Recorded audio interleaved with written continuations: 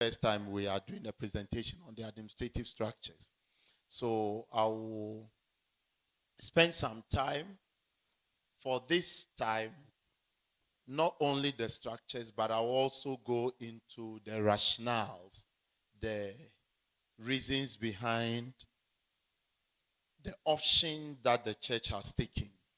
So we will cover a few of these things and to help us. One of the things I try to do when I do presentation of church these days is to situate the context very well.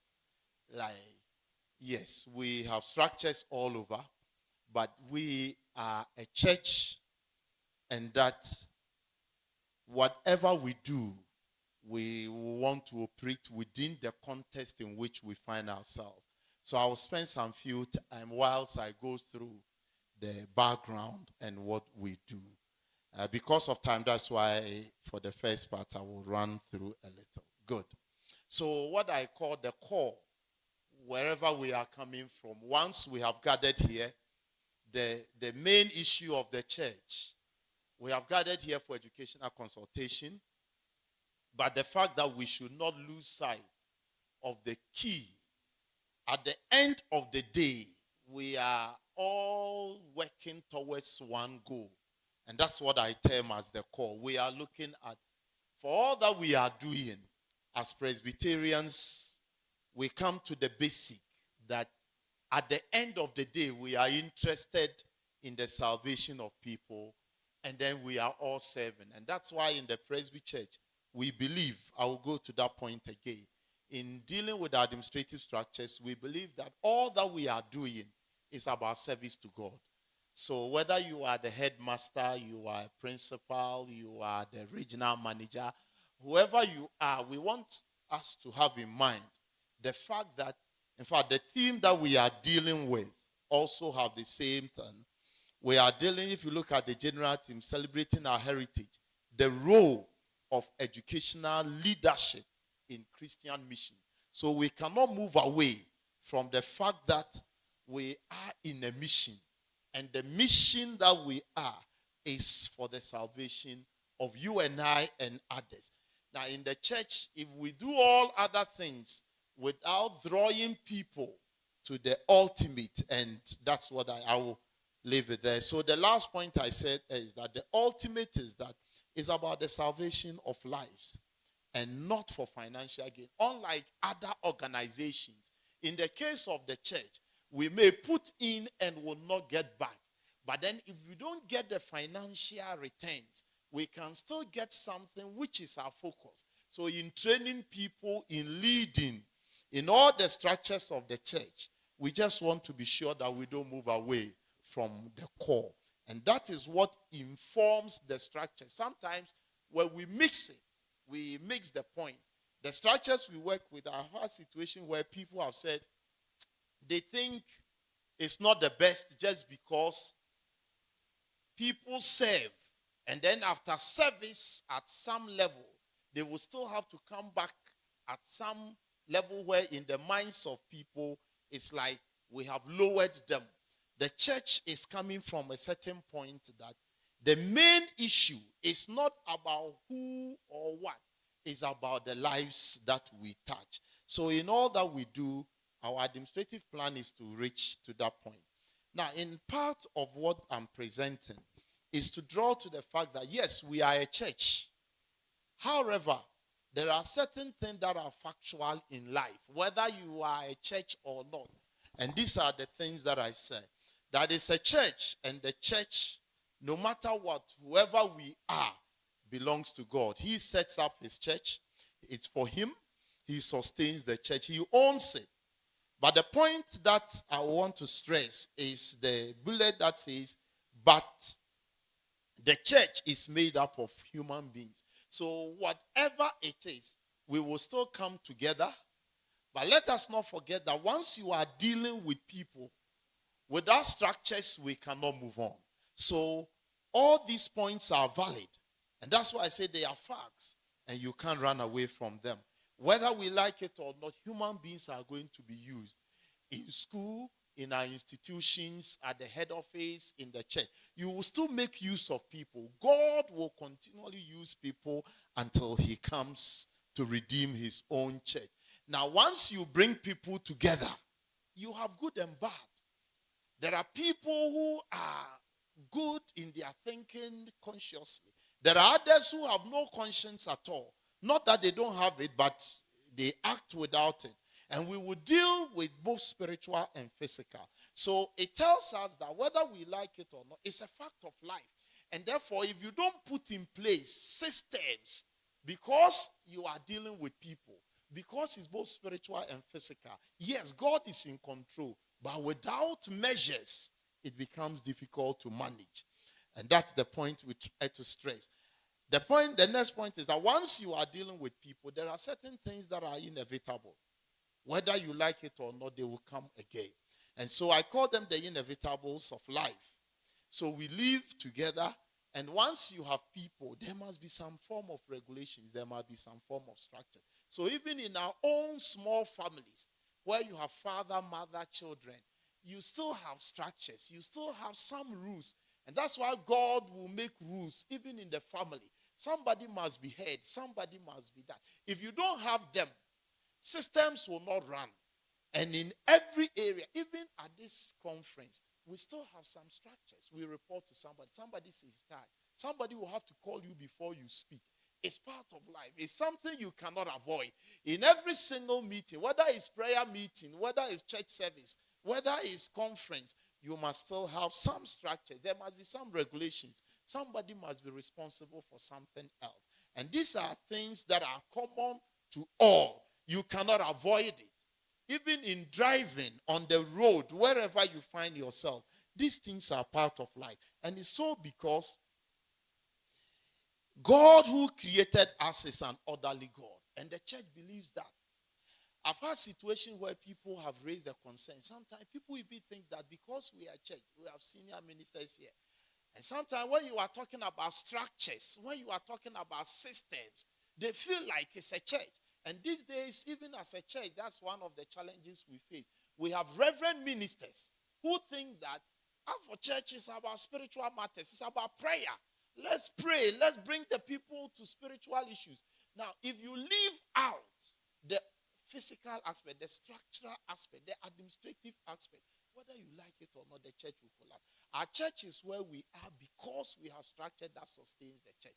The church is not built around just people coming together. But there are systems. That's why we have a church where if the moderator is not there today, the church will still run. Something can happen today to whoever in the church. If you don't run a system, it will collapse. And our church is not like the TB Joshua. I know I learned we are online, but these are facts. When TB Joshua passed on, we saw what synagogue church went through. Because the church is built around him. And if he's not there, what happens? I'm raising these things as foundations for what we do for the church, so that those who are working with the church will appreciate it and then be able to do that. The Lord teaches us to be orderly, and therefore you cannot be orderly when you don't have regulations. Somebody must give directions, and somebody must see to it that things are done and done the way they should be. They are human beings. If you leave us, somebody will want to take everything. I know heads are here. If you leave students, and that's one of the dangers we are heading towards. The issue as to what should be the limit of control should we have as administrators of our schools and institutions. What should be the limit? There are people who say for the sake of rights, we should let it go. There are others that say no, at some point we must check something. It will forever be with us because it cannot be zero. I think this year or last year recently, when the secondary schools, we saw misbehavior issues coming on, people drawing knives against others, knocking the heads off. Then there is huge cry. There must be discipline. Now when you draw discipline too, they say, no, we are in the world of rights. But whether we like it or not, you cannot eat your cake and have it. Human life, whether we like it or not, must have some checks. And to the extent of checks, we cannot avoid it. God created us with it. And in every sector of life, we will have it. And we must just get ourselves. My last two bullets says that leadership is of different forms and types. Now, if you don't have structures as a church, if I am the leader today, I may decide to drive the church the way I see leadership. And to avoid these things, we will all need to have structures. Now, the need to have administrative structures, and I think I've made some of these points, that God is an orderly God. Whenever people come together, there is the need for regulation for the sake of law and order. People must know the do's, the don'ts, and how the do's must be done and the don'ts should not be. The point I'm trying to raise here is, even when you want people to act, they must know. And they must know who to do what. This is how the structure of the church is built. Now, a bit background to this is that I made a statement that in the Presby church or in all churches, the administrative structures cannot be separated from the governance system you take. So our structures are such that is built on the governance system we take. So I made a statement that the two are directly related and influence each other. They are just inseparable. You cannot separate the governance of the church from the structures of the church. So sometimes, whenever we are talking about administrative structures, we make mention of the church's constitutions and rules. And I've had sometimes where people will say, oh, you are worrying us with the law. People are worrying us. The point is that you cannot separate the two. The system you adapt influences the structure you work with. And in the Presby Church, we have adopted a system, and that system is on what we use. So, let me run through. This is just a background, also once again. Now, historical background, governance and structure in the church. I will not go through much of these things. Now, we know from the pre-Jesus era to the days of Jesus to the apostolic times, when we had the universal church, before church denominations up, the church was one. Even there, we had structures, we had leaders. Even in the days of Christ Jesus, we have structures, we have leaders. There was a system in place, and that's why the people could turn to Jesus. After Christ, we saw the days of the apostles, that is the church universal days. Now, from there, we have the days of the Roman Catholic Church, spearheading all. And then we have the days of the Reformation. We have the courses. I may not have time to, but one of the things that we should all bear in mind, especially those of us who are directly involved in the administration of the church, one of the things that we must all keep, that's the courses of the Reformation. I'm sure it's something that is common. You can easily Google and get it. The issue about power centered on individuals. The issue about abuse of office. The issue about morals. The issues about financial management. These were things which were happening in the church. And that's why I said the point earlier that the church is made up of saints and sinners. You cannot avoid it. If you don't have structures in place, even in the days of the Roman Catholic Church having control over, we could see abuse. When you put people in place, they promise to be holy. They promise to stay. And then we still have evidence of abuse of children, abuse of women. It has been there. We have seen situations where finances were being abused and embezzled by people in Coca-Cola who were ordained as priests. Now, with these are facts, history of the church. It's all part of the leadership. And this has influenced where we are now. And that's what we do. I did all these things just to establish why the Presbyterian Church has decided to adapt the administrative structures we are working with. The moment we lose track of the basis, sometimes you won't appreciate what we are doing. For the sake of time, I will not dwell here again, but I'm sure as people we can take time to read through, especially the Reformation, the causes, and the fallout of them. What happened? That Presby Church is who we are today. Beloved in the Lord, there are three main governance systems, but I have put the fourth one because there are others that we do not know where to put them. Generally, we have the Episcopal system, the Presbyterian system, and then the Congregational system. Now, we are dealing with the Episcopal when the people believe that authority and final say must be with the ordained. We saw the example of the Catholic Church going to elect a pope. Now, if you are not a cardinal, if you are not a priest in the first case, you are not part of the process. So, they will go for conclave, but they are all ministers alone. So, they must take the final decision. Authority rests with them. We may do all the issues, but they will have to take the final decision. In fact, that's a system that has worked before even the Reformation.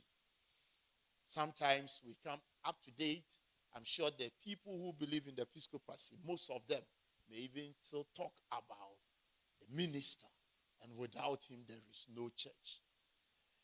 We talk about the Presbyterian system, which deals with a system that is based on representation, councils. Bring people together. Let them take decisions. Let the people be represented by both those who are ordained and those who are not ordained. And that is how the system is. The congregational one, let's all come together and look at it. And then we are dealing with the hybrid. There are some practices or governance. You may not see them as totally episcopal. They may not be wholly Presbyterian. They may not be wholly congregational. But you have a bit here, a bit there. I decided to call them the hybrid. Now, we as a church has adopted the Presbyterian system. It is that system that influences the structure we work with. And at this moment, I will want to make this statement. It's a statement in the book entitled Presbyterian Polity for Church Officers. And it was authored by two people. Now, the person who wrote the foreword said something that summarizes what we have said so far. In that book, Cynthia Campbell states that Christian faith is still to be lived in community. Whether we like it or not, we will work together with others, to live in community with others. where the opinions of others and the will of the majority are to be respected. These are the things that influences what we do. Whether we like it or not, the church will be a community of faith people. The faith may be superficial or they may mean it. There are people who will be in the church who will speak and read Bible and pray and yet do not take the faith to heart. There are people who are so devoted that I've attended church meetings where even when you are making arguments, when there is issue on floor and then there is disagreements among members, it's a business meeting. I've had situations where people feel so bad. There was a day where we are gone for DC session meeting and the DC minister was there and there was an issue being discussed. And there were members who were not ministers at the meeting. And when it was time for recess, they were so worried. They feel so embarrassed that there is issue on board and ministers are arguing on it. This one says that and the other one says that. And they can't appreciate why ministers disagree and be talking at a meeting like that. Because they expect that they will be together, pray. It will happen. But whether we like it or not, it will be a community of faith. People coming from different backgrounds. And Campbell says that the opinions of others and the will of the majority are to be respected. It will happen.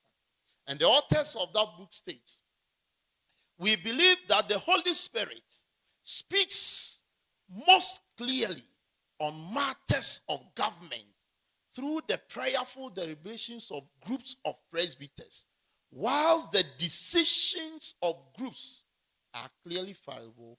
Presbyterian polity holds that groups are less likely to fall into error than an individual.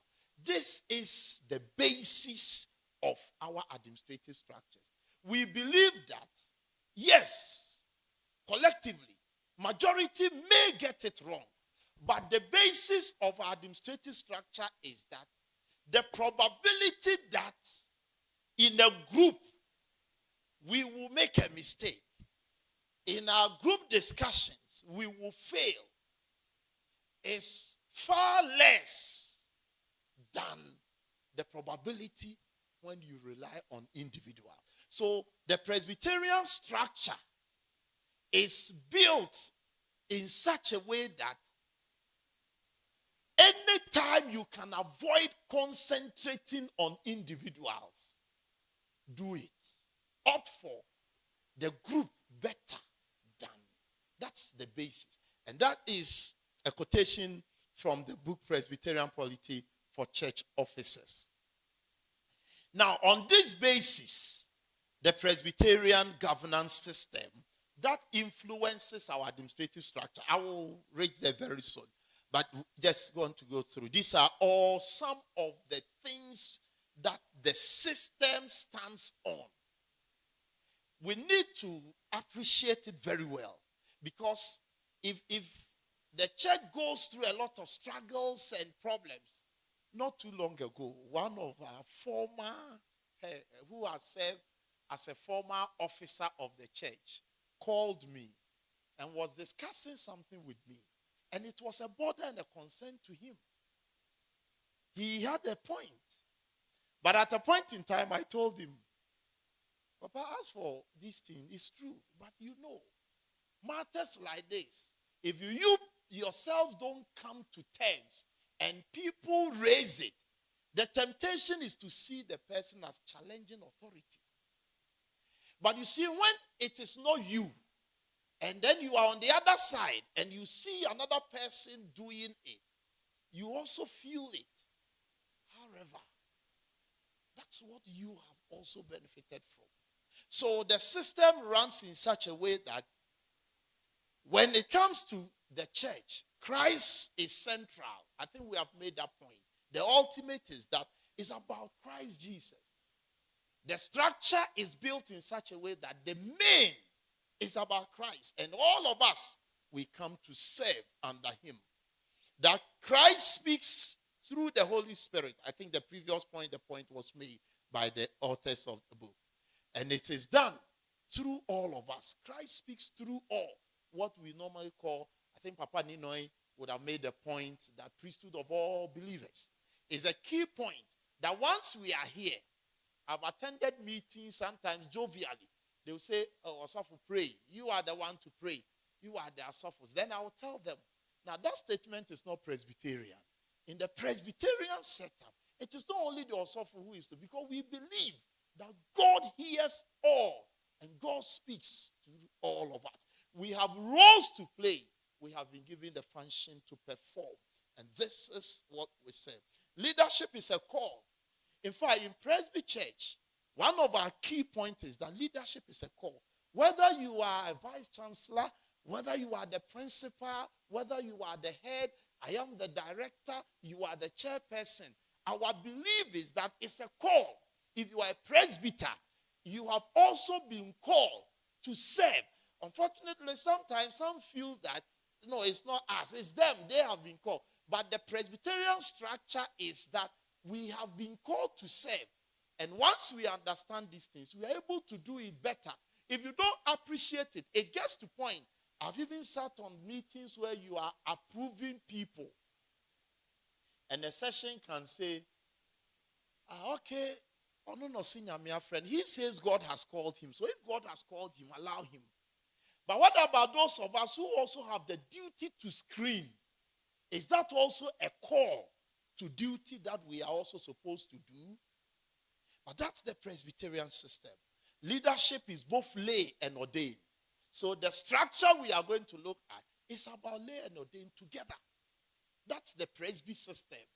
That is the Presbyterian issue that has come out of what we believe and work with. Now, we believe that leadership, governance are collective. It is something we decide together. We believe that decisions are collective, both spiritual. And one of the key issues is that we spiritually discern the mind of God through our deliberations. It's not easy. It's like we want God to speak, but we are not waiting for God to only come and prophesy through somebody. But we are saying that in the course of discussions, God will speak through the people who are raising issues, and we will know the mind of God. So at all discussions, at all decision-making points, we believe that the mind of God will come out of the discussions we do. So we are here for a conference. Now, at the end of the day, our belief is that we will be able to discern the mind of God for educational institutions. Hallelujah. Final authority rests with bodies and not persons. That's one of the things Presby Church builds on. Final authority is never always with individuals. It's a system that believes that the final authority must always come from a body, not any individual. If we don't appreciate it, sometimes it gets difficult. So if you take the Presbyterian Constitution, this statement is there. It's the preamble to the Presbyterian Constitution. Whereas the Presbyterian Church of Ghana in this constitution referred to as the church appointed by the Lord Jesus. The emphasis is my place. Appointed by the Lord Jesus Christ, who is the divine king and head of the church. So our structure is built on these beliefs. Has the right and the power to legislate and to advocate in all matters of doctrine, worship, government, and discipline in the church, including the right to determine all questions concerning membership and office in the church, the constitution, and the election of its office bearers, and to define the boundaries of spheres of labor of its ministry, officers, and appointees. So in the church, the boundaries of your authority is defined by our constitution. If you have not seen it before, I decided to show just the back cover.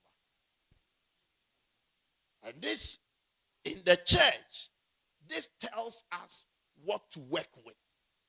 And that's why this statement is very key. Sometimes we even take the Constitution without looking at it.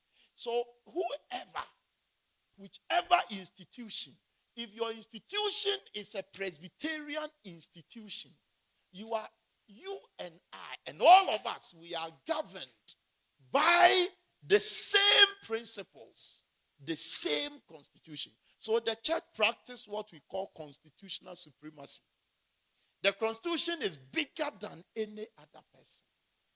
It brings you to office, it takes you. It gives you the position you are working. It allows somebody to appoint you. It allows somebody to get you out. And these things are done. And therefore, we are a church. So our structure is a church one. We are a corporate body. And then we are a legal entity. Because we are a corporate entity, definitely you need a structure to operate. And we have our corporate status by the legal status. I have identified all the legal status by which you can get corporate. Sometimes people do not appreciate it well, and they think that the Presbyterian registration is problematic. There is nothing wrong. It's a matter of people not knowing. So in Ghana, you can have corporate status by the Companies Act. You can have corporate status by the Incorporated Private Partnership Act. You can have corporate status by what we call Trustees Incorporation Act. This act was passed in 1962. We call it Act 106. And it is under this act that the Presbyterian Church is incorporated as a corporate body. And that's why we talk about trustees. In fact, the law was there. So the church registered in 1932. That's when Presby Church was registered. So it was Presbyterian Church of the Gold Coast. And then after Republic, the law absorbed. So we call Act 106 reenactment. That gave us that status. You can also have it. So I said that the act is, there is nothing wrong. I've even had people who say, why don't you go and do this one? It's various options. Each one has its own implications. So we are incorporated here. Even state institutions sometimes are not aware. And you present certificates to them and they think, what is this? Because in their mind, all that they know for corporate status is Companies Act, which is wrong. But we still need to work. And then we can have executive instrument, like the Presby University. You are given corporate status to be on. And then this is by executive instrument. You are given a charter. It's done. And that can always be done. Now, when you come to our structures, after going through all this, I just want us to establish how these structures have evolved and then where we are. So in our Presby Church, we work with these structures. I have diagrams to show you very soon. So we have the General Assembly level. And then it runs with its council, its standing committee, and officers. You have the same structure at the presbytery level. That comes with council, that comes with standing committee, it comes with officers. Then you have the district level, you have the council, you have the standing committee, you have 8 officers. Now, when you come to the last court, you have the court, you have that is the session, and you have 8 officers. Over there, you don't have the others with the river, so you can move from the congregational level up, or you can move from up, but all of them. And these systems work with advisory or working committees and groups. So in the church, there are several committees. We will demonstrate them. Now, by the system we run, the administrative structure has implications. So what we do is that it is based on a constitutional document. There is always a document that gives birth to what you do. You must have a basis for what you are doing. So it's constitutional. And then the structure is highly representative. So we say it's representational. Some representations must come. So in the structure of the church, there is always some representation. The representation is in two forms. Representation from courts and then representation from the lay and ordained. So at every level that you are working with, you need to have an administrative system that is built on some kind of representation. We will come to the office structure. But then, as a church, when we are dealing with the administrative system, there must always have, because you need to take decision, you would need to do something. There must be that representation from A, B, or C. And there are two forms, the lay and ordained, and also you need to have a representation from the basis. All of them must be represented. It must be relational. You are not on your own. In Presby Church, no one is on his own. I'm raising these things so that as heirs, wherever you find yourself, your institution is not an island on its own. It is part of the church. It belongs somewhere. Sometimes, who do you approach? Who do you report to? Who must assess your work and give comments? And these things are done. We have collective discussions of what we do. And then we have a decentralized system. One of the things that is very common with the Presby Church is a decentralized system. We share authority, and I will come to the challenges there. So this is a structure. I don't know whether it can be made a little bigger. Please, are you able to see? Achiko.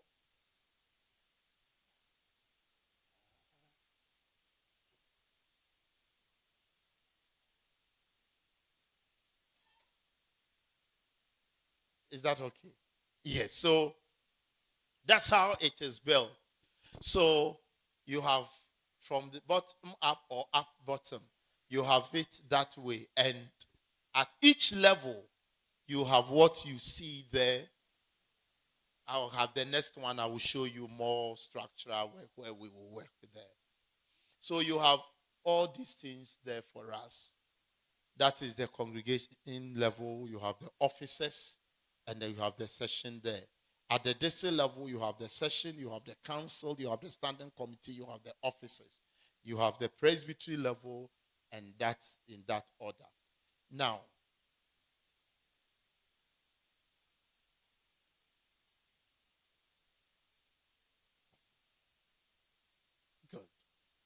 Now, with this one, it's very small. But what I will do is that I have expanded this sheet.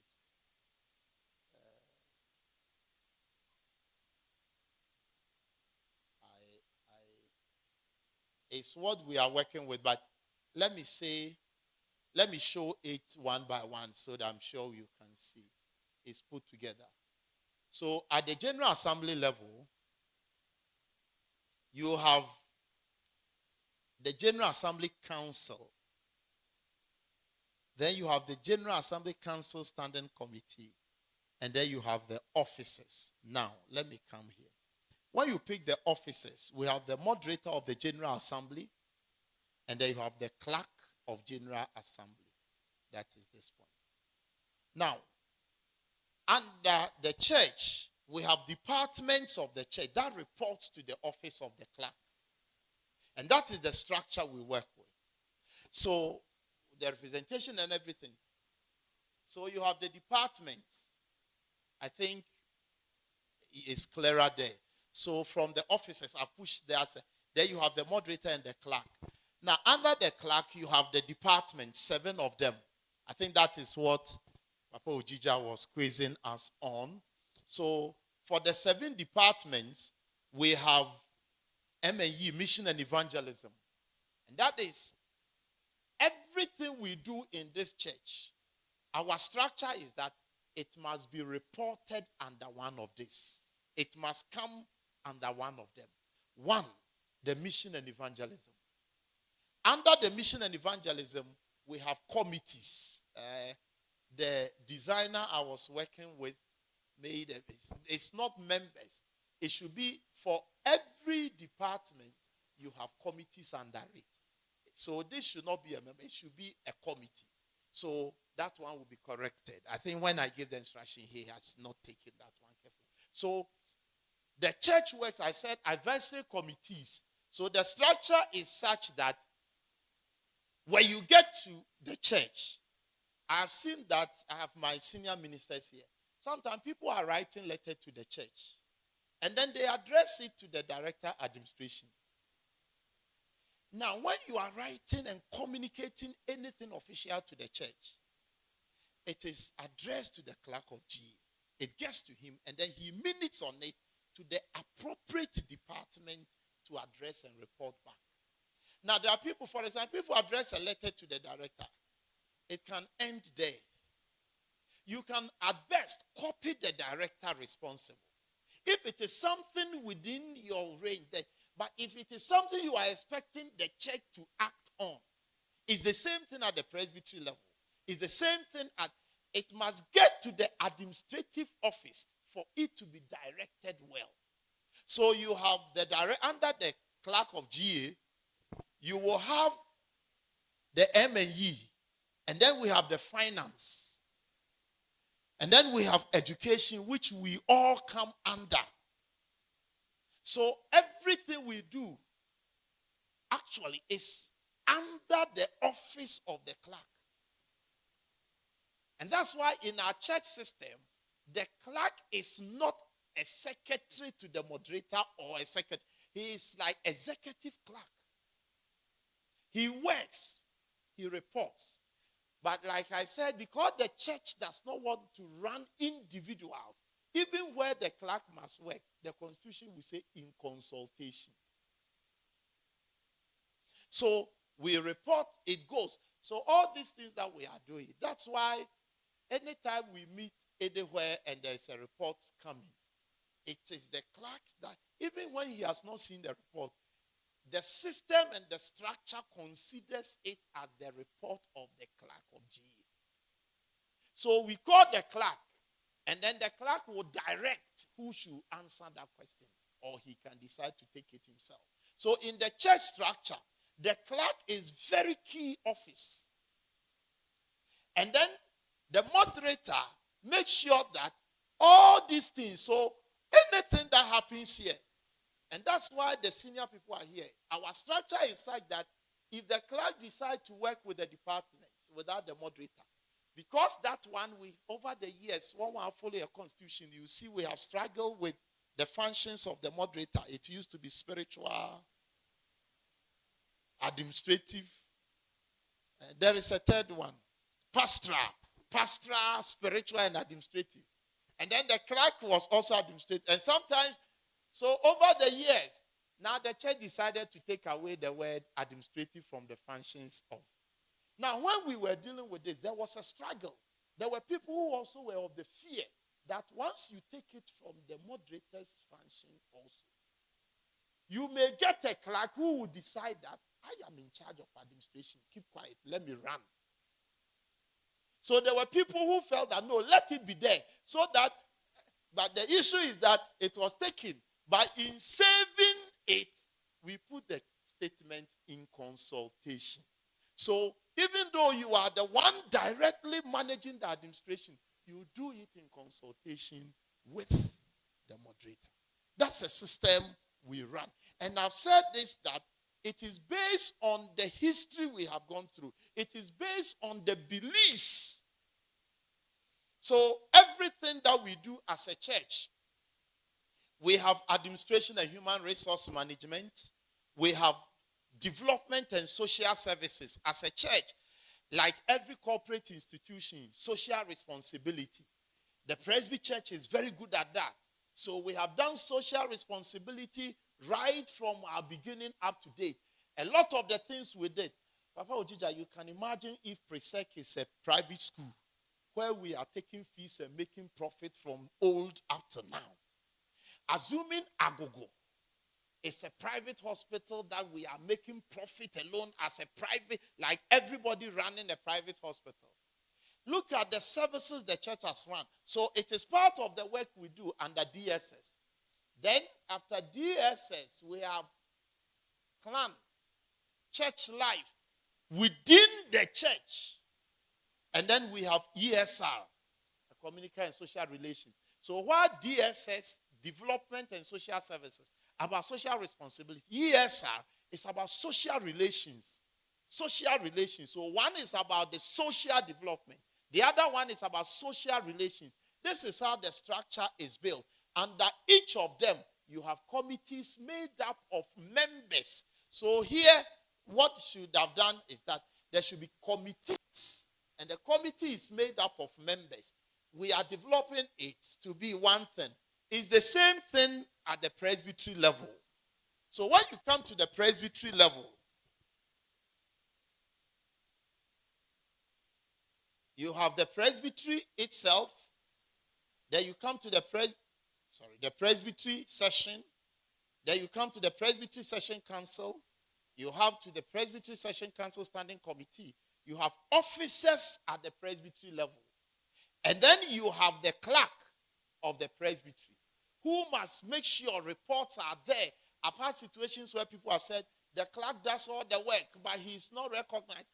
In the church, it's not about recognition. It's about roles we are playing. We have functions we are performing. And it's everywhere. Sometimes I get problem in the church and say, no administration runs where everybody must be presented. I know for some of you here, your presentations were put together by your IT officers. But whether the IT officer likes it or not, it is the head of the institution who is answerable. He will come and do the presentation. And that's why, Papa Nom, there is even proposal people are trying to raise why the presbytery clerk is not a member of council. You know, when you go to presbytery council, the presbytery clerk is not there. People have said, Papa, you have been a clerk. People have said, and the clerk who wrote the report is the one who must answer. It's not your report. Other than that, then some of you will not speak to the reports you are bringing. The vice chancellor is here. The registrar may do the work and submit. But when the vice chancellor is supposed to make a presentation, it doesn't mean the one who did admissions must come and answer to it. It is common administrative practice. It's the same.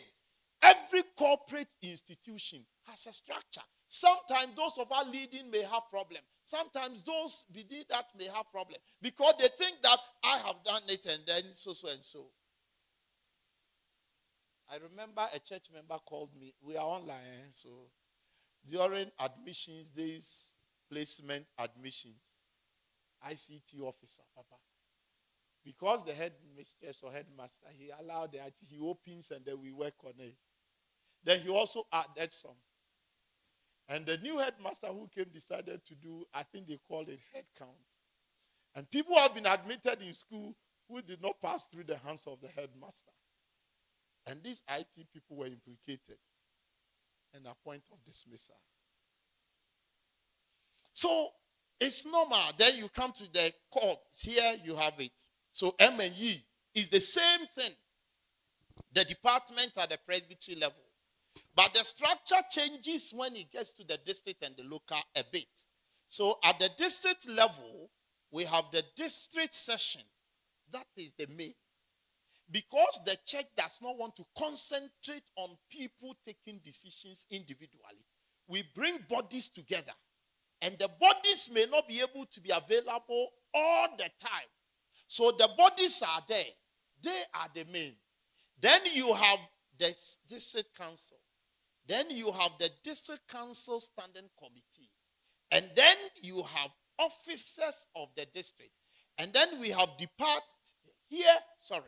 at the district level, that's where the change comes. We don't have department at the district level. We have committees. The reason is that those who have been in the church, and you remember, in 2000, there was department at the district. But people felt that the district was too much. Let's merge them. So during the review in 2016, we took away, in fact, the decision had been done already, to phase out department at the district and the congregation, so that we have the department up there with committees under them. But when you come to the district, that comes as a committee. It's a committee. So we have committee on mission and evangelism. One. But at the presbytery, we have department of mission and evangelism. And under it, there are different committees. But here, there is one committee performing the function of that department. So when you are dealing with wherever you are, if you are dealing with the local manager, if you are dealing with the general manager, you need to know at what level am I operating. If I'm dealing with the Presbytery regional, if I'm a Presbytery, I'm the regional manager of school. Which level of the structure should I participate? Where should my report get to? And how should the church relate to them?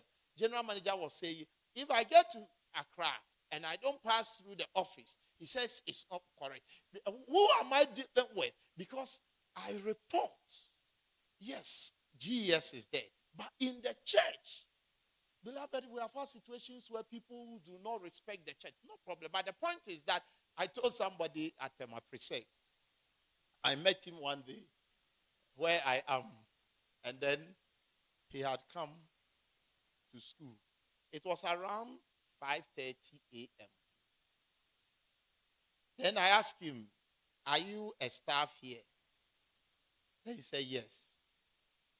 He said, which is? So I was trying to find out, because it's the church and the school, we are on the same compound, whether he's a proper person or somebody who is passing through the school. Then he said, so I said, So I asked him, have I met you before? Then he said, no. So you know, no. But you are here and you don't know me, because I've met the staff before. Then he said, no. And then which sector are you? Then he made the comment that as for him, he is for the school. He is not about the church. He is... Because he does not see the role of the church. He doesn't see that the church has a part in the workings we are doing. We are no, you don't report to us, yes. Apparently, I'm supposed to be also the board chair for the school. So, but I said, okay. So I told him the way he spoke as if, for him, it's not about, it's church. So I told him that, but don't forget that if the church had not set up the school, you would not also have been here. So don't forget about the church. Don't forget that the land, Papa is here, the land on which the school is established, the church pays ground rent every year.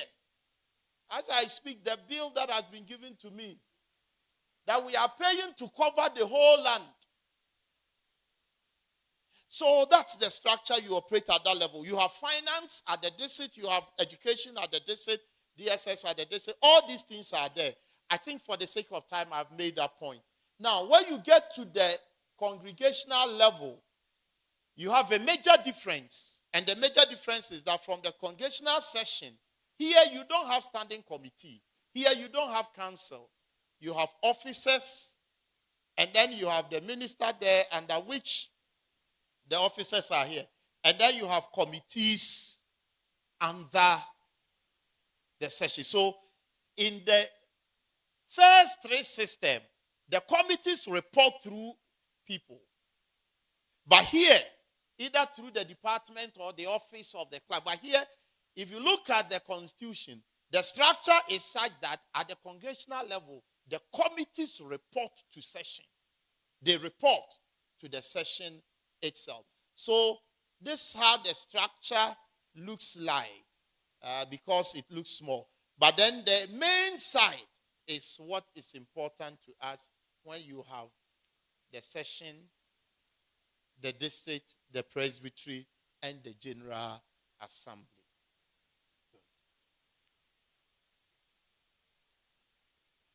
Now, the structures are to address internal and external issues.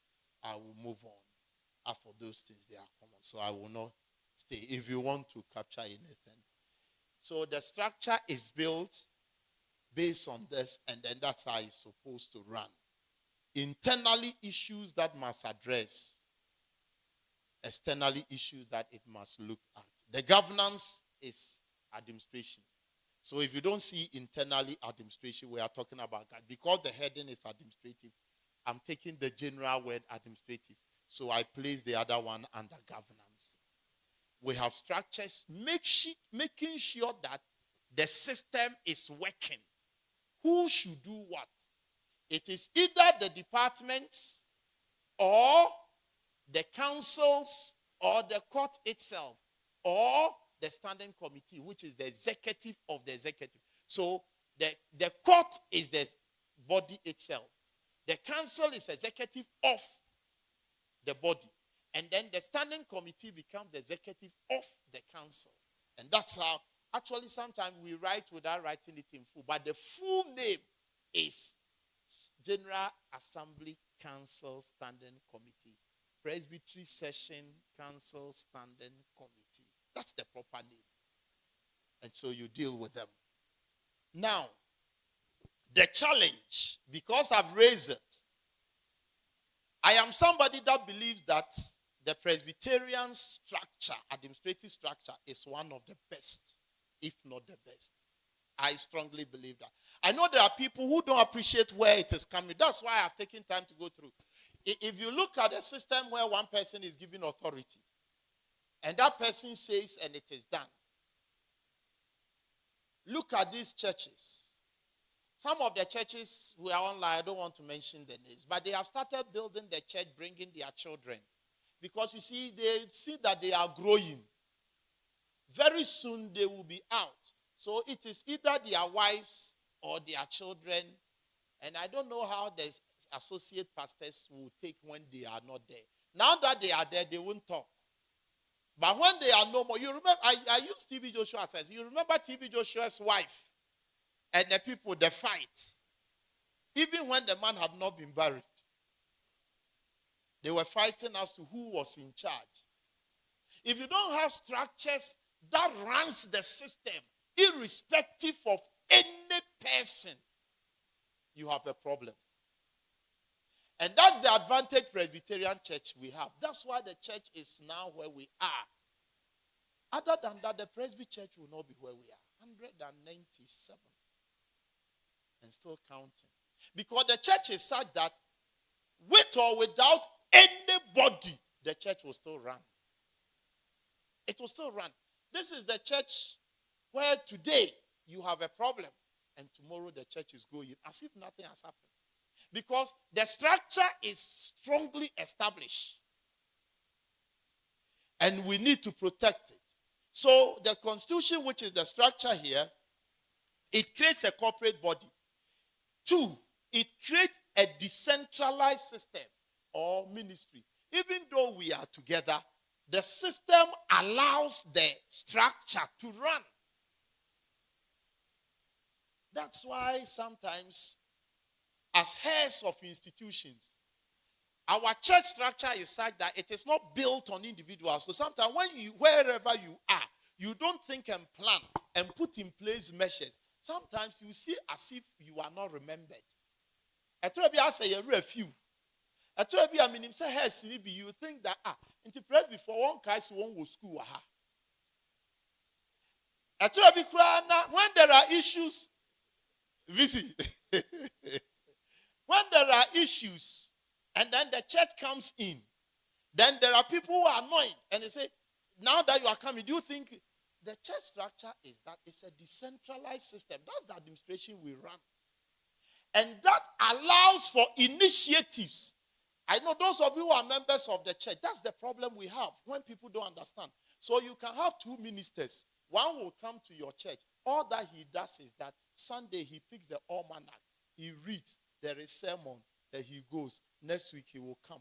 Now, the church structure is that if you don't think and initiate something for your system, nobody is bringing you anything.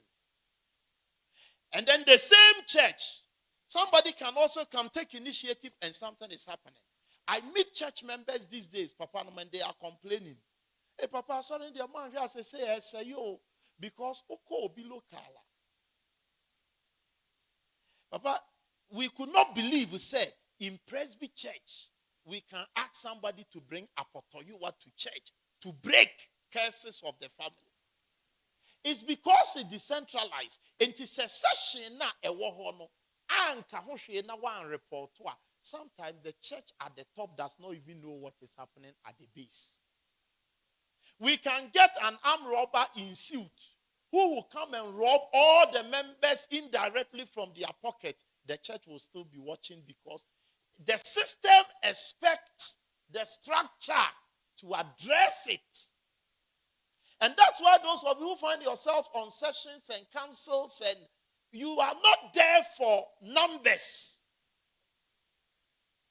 We are there to discern the mind of God with you together. Hey, my professor is here. And Prof. Hannah make us memories. So you will need to work. Whether it's a group level. I got a letter last Sunday. We went to session, Papa Nom Chair. And this letter I got, I have a problem, but I asked myself, how can we ask a local choir to attend national conference if you understand the structure of the church? How? And the reason is that after choir they are going to sing. I asked myself, why do they have music directors? But by the way, if you send two people from local to national conference, what are they going to do? Because at the national level, a conference that is business to discuss the report of the Presbyterian choir, what they are doing and what they are not doing right. Look at their finances and check at the national level. We are going to make a review of the Presbyterian choir. So every Presbyterian executive is supposed to come to the national and report. Now, if you are sending local choir members to national conference or choir day, now that is the reason why when we go for local attends district conference, and then there is a representation. That's why we went through the background. It's a representation. So district, they represent us, say, executives, they call presbytery. At the presbytery level, people are appointed to represent us. And the worst of it, they say, Papa, even when they are taking the money at the presbytery level, they don't want to spend a peswa. So they have asked the locals to spend money and go. So the locals will be complaining. Local, we're TSICA for district conference, or TSICA for presbytery conference. Now, they don't have money, so they brought a letter to session to support them to attend national conference. It's not the support that was my problem. But in my mind, it appears that you are supporting something wrong. But then the people feel that if you don't give us money to go, you don't appreciate the work we are doing. Now, I ask myself, call national conference. Imagine, because, sorry, in a Presbyterian church.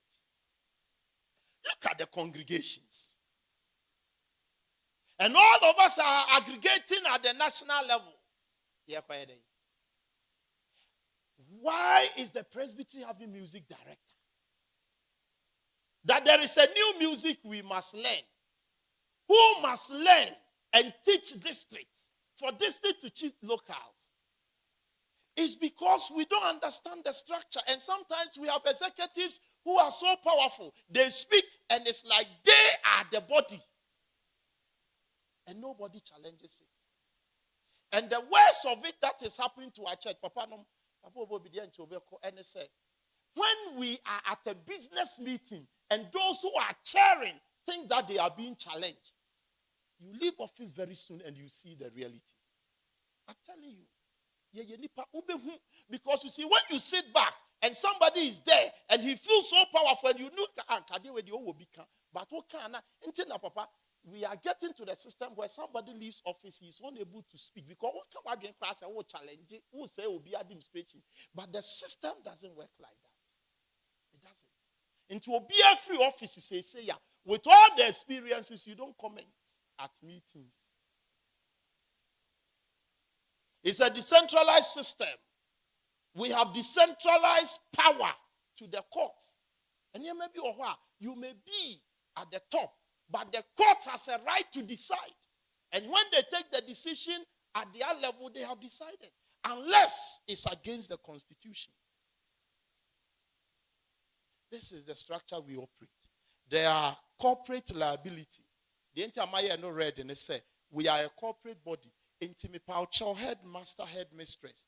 Apart from those who are in the colleges, that's why in the colleges, for purposes of accreditation, you must have your independence, not as on your own belonging to you, but there must be evidence that you are a body that has a right to take decision.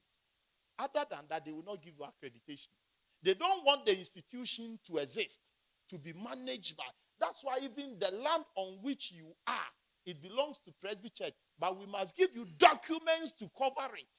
Other than that, they won't give you accreditation because they want to see independence of the tertiary institution. However, you still report as owners of the institution.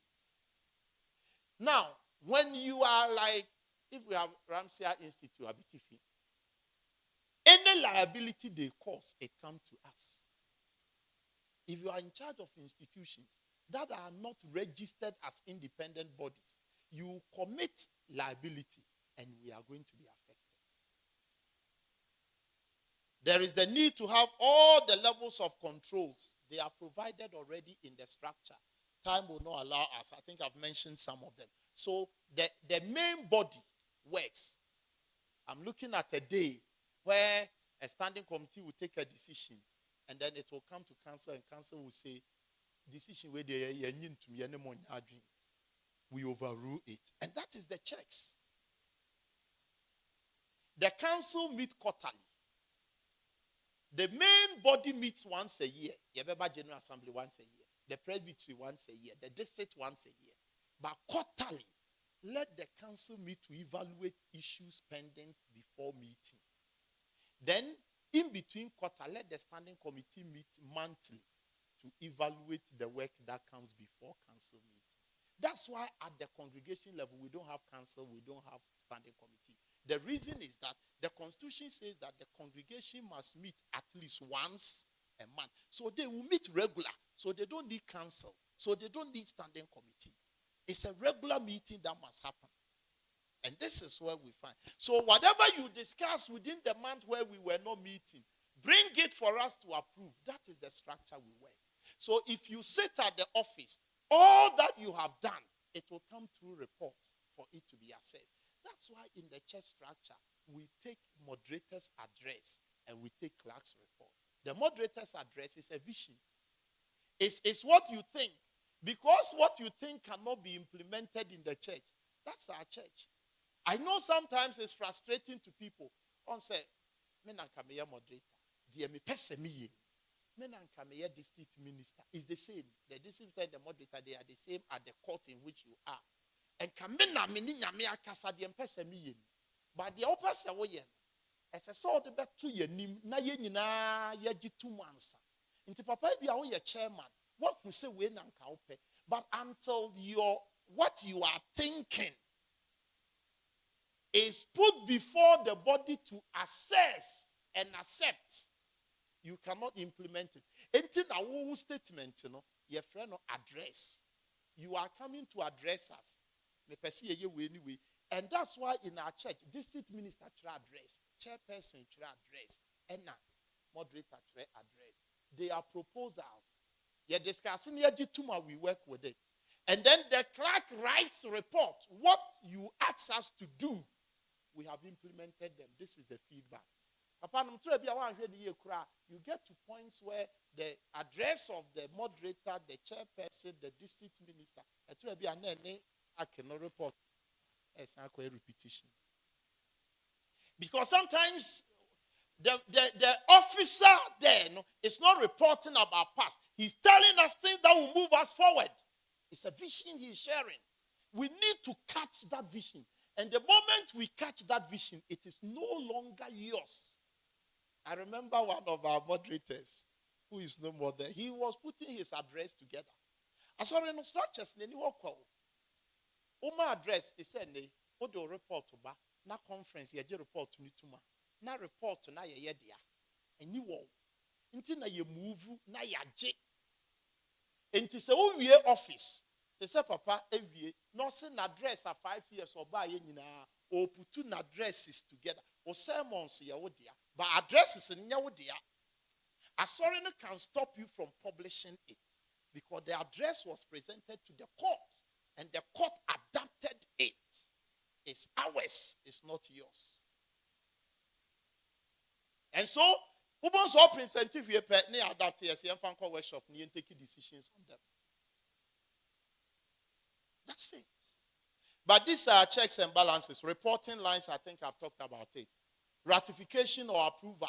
So at Yasorino, at every level, somebody is checking somebody. That's how the church is. The ATM is stressing and say, oh, you're head of Presbyterian institution. Definitely there must be some checks apart from GES. Meaning said sometimes the person checking approaching it. The approach is different from what must be done. Because the system expects everything belonging to the church to belong to one of the departments under a court somewhere. None of them is just on its own. Inti and nearby it is a direct education be some for me patrol report me jiwe me de call because yeba general assembly no as a so no a report on all the issues under him, including your school. Into the report to Banner School, you have catch and say, now then one report to a school we at the national level, he must capture everything. Beloved, the system is very good. The challenge we have is that is by our culture. Sometimes it is confusing us and the structure. The administration is clear, but the challenge is how to use it. Define roles and personal gift. There is also a conflict there. System necessary means so me gift to be anka say nam person me. I learned it as a young minister at one of the assemblies when one of our senior ministers spoke. Said the ability of the officer to share the vision for the court to buy into it and accept that vision is part of the work of the officer, and it is part of your calling. I can't. Say me your district minister near the mekoto asori anoa. Me kona bibi ohona mi huna me feel say yeah.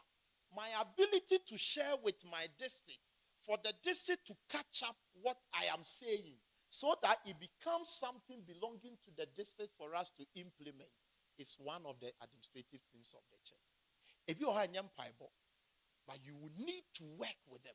Papa, what a strategic plan we have all thought and prayed, and this is what we are doing. We can change it. But for us to accept, so that it doesn't sound like me na maba na near into a ye me as district minister. That's the issue. But we have individual gifts and the structure. I think, Papa, there is a call I want to say. The structure for me is well structured. It will protect this church for years. But the challenge we have is the people who are operating it. So we have structures and people. The structure is entirely different from the people who are operating. You can have the best of system. If those who are running it don't run it well, do they even appreciate it properly? The issue about checks and balances, are we all checking ourselves?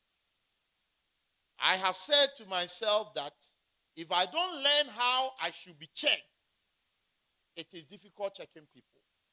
It is very easy when you have the opportunity to check. But the moment people start checking on us, we are uneasy. But in a Presbyterian system, everybody is under check. Everybody. It's because of the Reformation.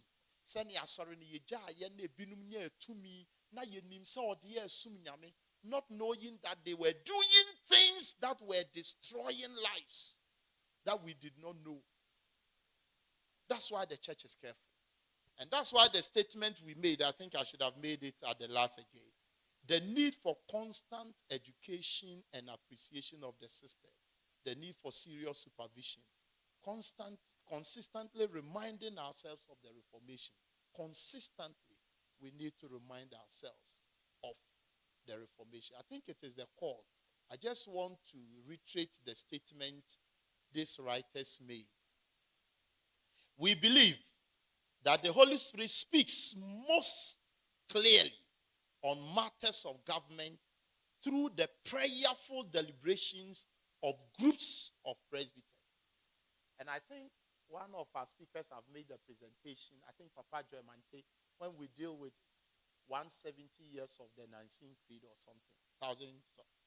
In those days, when they talk about a presbyter, in their minds, they were not only referring to the lay, as we think today.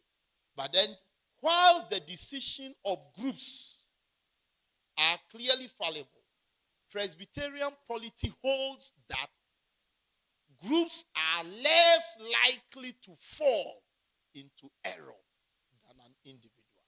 The Lord be with us all. Amen.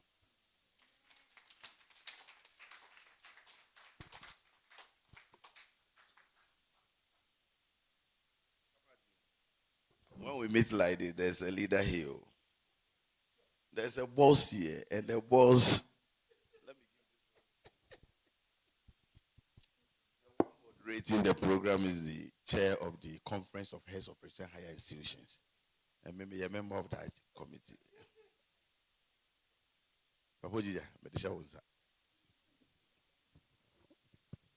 Thank you. You appreciate that this presentation was supposed to end for another presentation to begin at 10:30. It is now 10:53. So I am giving just 5 minutes maximum for any question. And because I'm holding the mic, I will use 2 minutes of the 5 minutes. Permission of the chair. Papa, you spoke about the Constitution and the fact that we are all regulated. I mean, the whole church is regulated by one Constitution. We are in education. And because of where I sit as also the chair of the education committee at the basic and secondary level, I want to understand why we have schools established by the church. When I say the church, any wing of the church is the church. But the school is not for the church. And sometimes a district can establish a school without the knowledge of even the headquarters. 2021 General Assembly, this issue was part of our report. There are schools today that we are struggling to identify their status as to. So if we have one constitution as a church, what authority can somebody just establish a school and that school is not for the church, it's not known by the church, and the ownership and the operation, everything? That issue, I want to understand it well. Who would trigger the constitution to address this matter? Papa, thank you. Oh, Papa, sorry. There's a mic. Papa, thank you.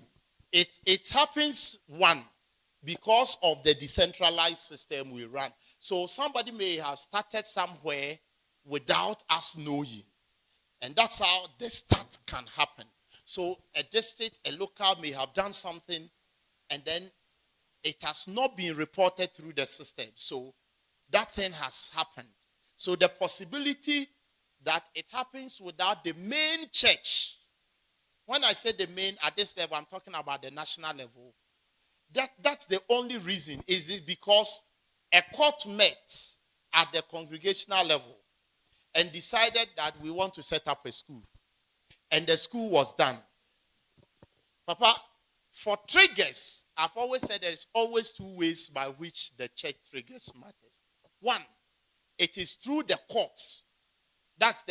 So what is happening is that any congregation or district that set up a school, the moment you set up that school, your next report, it must be in that report.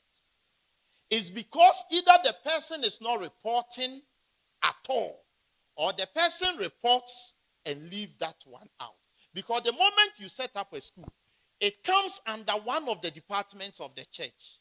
It comes under the committee at the district or a committee at the local level. At the local level, we expanded the committees to not just align with the 7. So you have others that has been expanded. But Papa, anywhere that somebody has started a school, either it is a church member who set up the school for himself or herself. But if the school was set up in the name of the church, the school belongs to the church. And the court at which the school was set up is supposed to incorporate it in their report.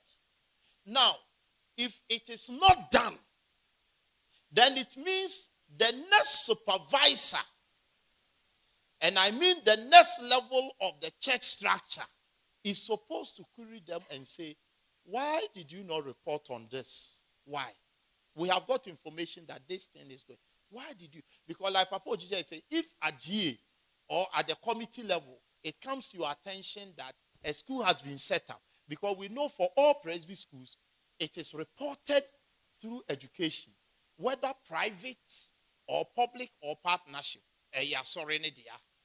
And you report through the system. So once you report through the system, it goes through the departmental's rank and ends up in the court, or it goes to the clerk. So as we come to GA, Director Education will be reporting.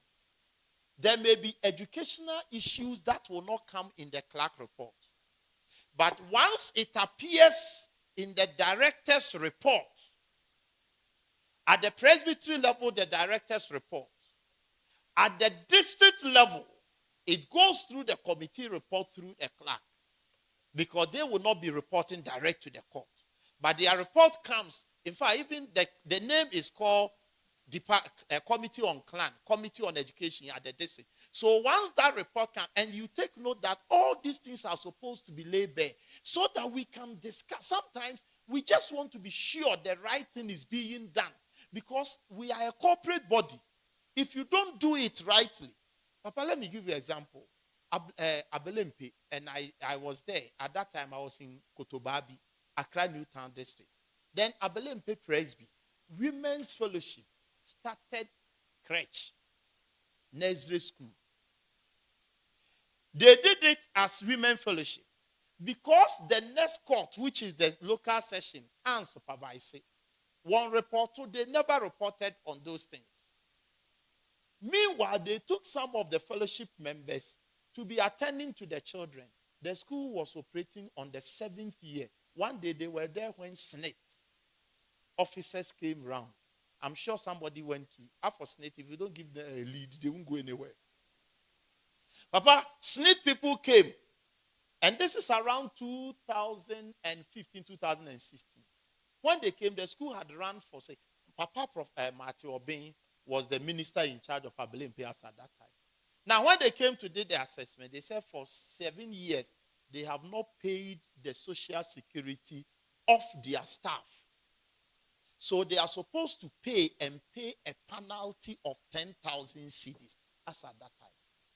Now, when the issue happened, then they reported to the district that the women fellowship were sorry. They took them as members of the church. But that's why I say administratively we are dealing with internal matters and external. When it comes to snake, now they need to pay the money they say they don't have. So now they came to the district. And the district said, well, they look at Nkotia. So the local session had to make arrangement with the fellowship to make sure they clear these things and phase out the school, or else they take over. There is a responsibility. So, Papa, when you say, where can it trigger? It can come through the committee, through the department, and land before the court. Or it can come through the clerk, which is official, and land. Once it lands before the standing committee will bring it to council. Council will bring it to the main. So there is always a procedure to bring it. Either the people don't know or we ignore. And there is always a procedure to sanction. In fact, there is, let me say this. I think I'm allowed to say it. At the last council meeting, Papa, it came up that all students of one of our schools have gone to raise a bust in memory of, I think, one of their headmistress. And the council was not going to object. But the mere fact that the thing was done before it was reported, council decided that we should write to the head and let the head be aware that the school, all students. But the man said, 1 year, and I think they were going to unveil. And the letter had come for the moderator or the chairperson to go and unveil. Then the na mo da be niema mo kwan say monye and na mo pe unveiling. And then the council said yes. But let's draw there. So if you have received an official communication that you don't do anything in the school without writing, that's where it's coming from. So there are channels of reporting. The only thing is that either we overlook and we fail to sanction, or we don't know. Thank you. We have exhausted the 5 minutes. So it's only the chair who can speak. Papa Chair. We have exhausted the 5 minutes. That's fine. Papa, thank you very much. There are a few thoughts, but maybe we'll talk about it later at the back. So we thank you very much for bringing this to our notice. Yes. Papa, you were saying education. Why is that somebody can start a school without the knowledge of the church? That's because what we are looking for, what we are asking people to report on, these are not part of them. Seriously, with education, and then even, you see, you can start education without even, we are not demanding a report from you, unless there's something has happened, good or bad.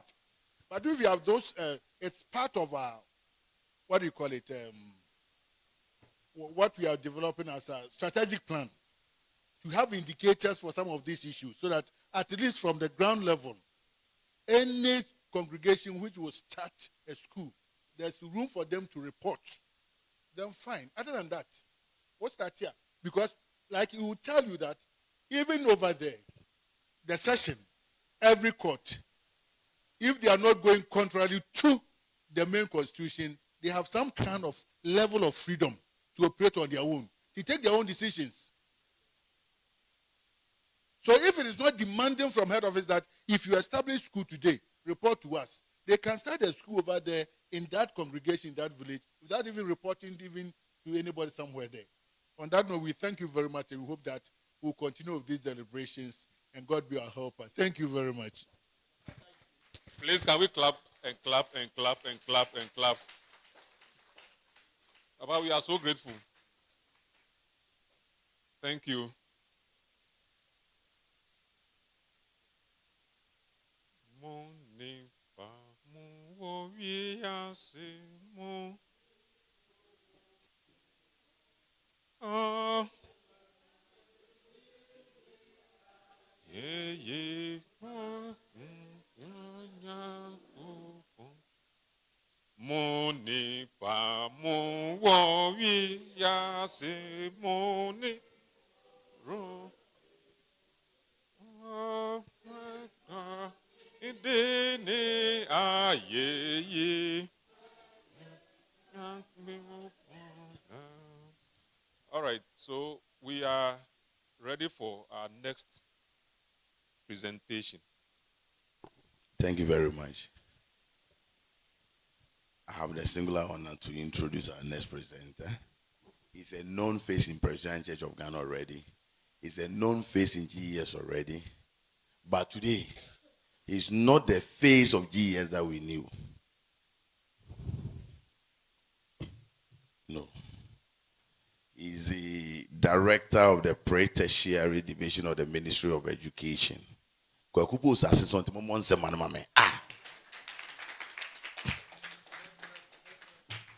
Kwaku's assistant. Why? Pre-tertiary division of the Ministry of Education. He's going to speak on the issue that concerns all of us. That is our code of. It is going to feature prominently in his presentation. Our code of ethics, code of conduct for our schools. Today, when we're here, there was even an issue that even pop up. He's going to use all that as a case study to help us. When students leave school and go and sleep in the hotels and their parents are demanding where the students are from the head of the institution. 3 days, they are not at home. But when they were leaving school, they took an exit. So the school was worried that where are they? Only to call the parents said that your children, my child is with you in school. He's not at home as well. Now we need to fish out where they are. Moving from a hotel room to another hotel room. Head is sleeping, parents are sleeping. How do we deal with all these issues in our schools? My brother, you are welcome once again. Last year we were with you on a different topic. You represented the Director General of Ghana Education Service. This time you've gone beyond the GES and you are now at the ministry. I hand over the mic to you once again. You are welcome. Director, thank you.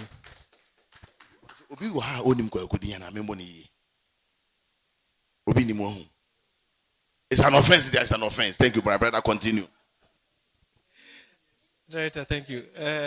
Director, I'll do it. Sorry, I'll do it. I'm most grateful for the opportunity to meet you once again. It's been a while, and I would like to place on record that I had a lot of messages from you in February when there was an appointment of new Deputy Director General. Some of you were so concerned, you didn't know where I was being sent. The initial stage was sack. All of us that were promoted at that point, about 98% were politicians. So it was like, I call it stray bullets. Everybody must go. And it affected me. But I trusted God that it will not have any effect. Because I knew where I was coming from. Having been a teacher for more than 28 years. And I've gone through the ranks to become a Deputy Director General. Even GS headquarters, I came there as Director Admin before my appointment as Deputy Director General. And at this age, you can't ask me to go home and retire. So I picked it up. But I was unable to answer some of your messages because I didn't know how it will end. That's why I was so silent. And some of you were worried. But I want to thank God for the opportunity. They realized that they can't do away with me. They can't ask me to go. So I was reassigned to the ministry. When I go to the ministry, I'm doing more than one work. I'm now a technical support for the technical advisor to the minister. And I'm now at the pre-tertiary on pre-tertiary issues. You know, they are policy makers and advisors at the ministry. They make the policies, formulate it. And the agencies like GES, Ghana TV Service, and others will do the implementation. So more or less, I have implemented it. I'm now coming to do the policy formulation and making. But it is all well and good. In fact, I'm so happy to announce that I'm comfortable and I'm better off today than when I was at GES. So I just want to let you know that it is well. Some of you that saw me, Papa came to my office and said, Director, you are growing so fast. The pressure was so much that I was losing almost everything. Weight, there was so much pressure. But I'm grateful for the opportunity to meet you once again. My name is Stephen Kwaku Owusu. This is what we are going to discuss in our environment. We shared the soft copy, but I decided to print this for you. If Director of Education can make copies for you. Because the soft copy, you realize that when you print it from your end, so small, the characters. Because we designed in such a way that we wanted to print it into the form of the code of conduct for the staff. It's a small booklet, a pocket size. So that is what we wanted to do this, but we couldn't print them out because of the numbers. So we shared the soft copy, but this one could be of help at your end, right? Good. We are talking about code of conduct, school's code of conduct in relation to the environment we find ourselves. It is now becoming something that is so critical for us. You are not only administering or making sure that you are getting the academic performances, and you are also supporting students to study. One case like what has happened will trigger in the whole of the week, 1 month, you will not be yourself at all. Here's the case where students have taken a Ziat, they want to go home. With the signal, we are going home, we are sick. And they will not go home. They will go and hide somewhere in the hotel for 3 days. The seriousness of it is that the parents brought them to you. And once they get missing, they will hold you responsible for some of these things. And our rules are said that you can also ask them to go home or sack them. What then do you do? You should be so tactful, and that is the discussion we are going to have today. The advice I give to our brother was that invite the parents, don't ask them to go because they are already vulnerable. They went out for 3 days. If you ask them to go on their own, they will not get back home. They will go back to where they came from because they are entertaining fear that the school is sending them away and the home will also not accommodate them. So that becomes so worse. And it's so critical, we need to know the essence of this code of conduct.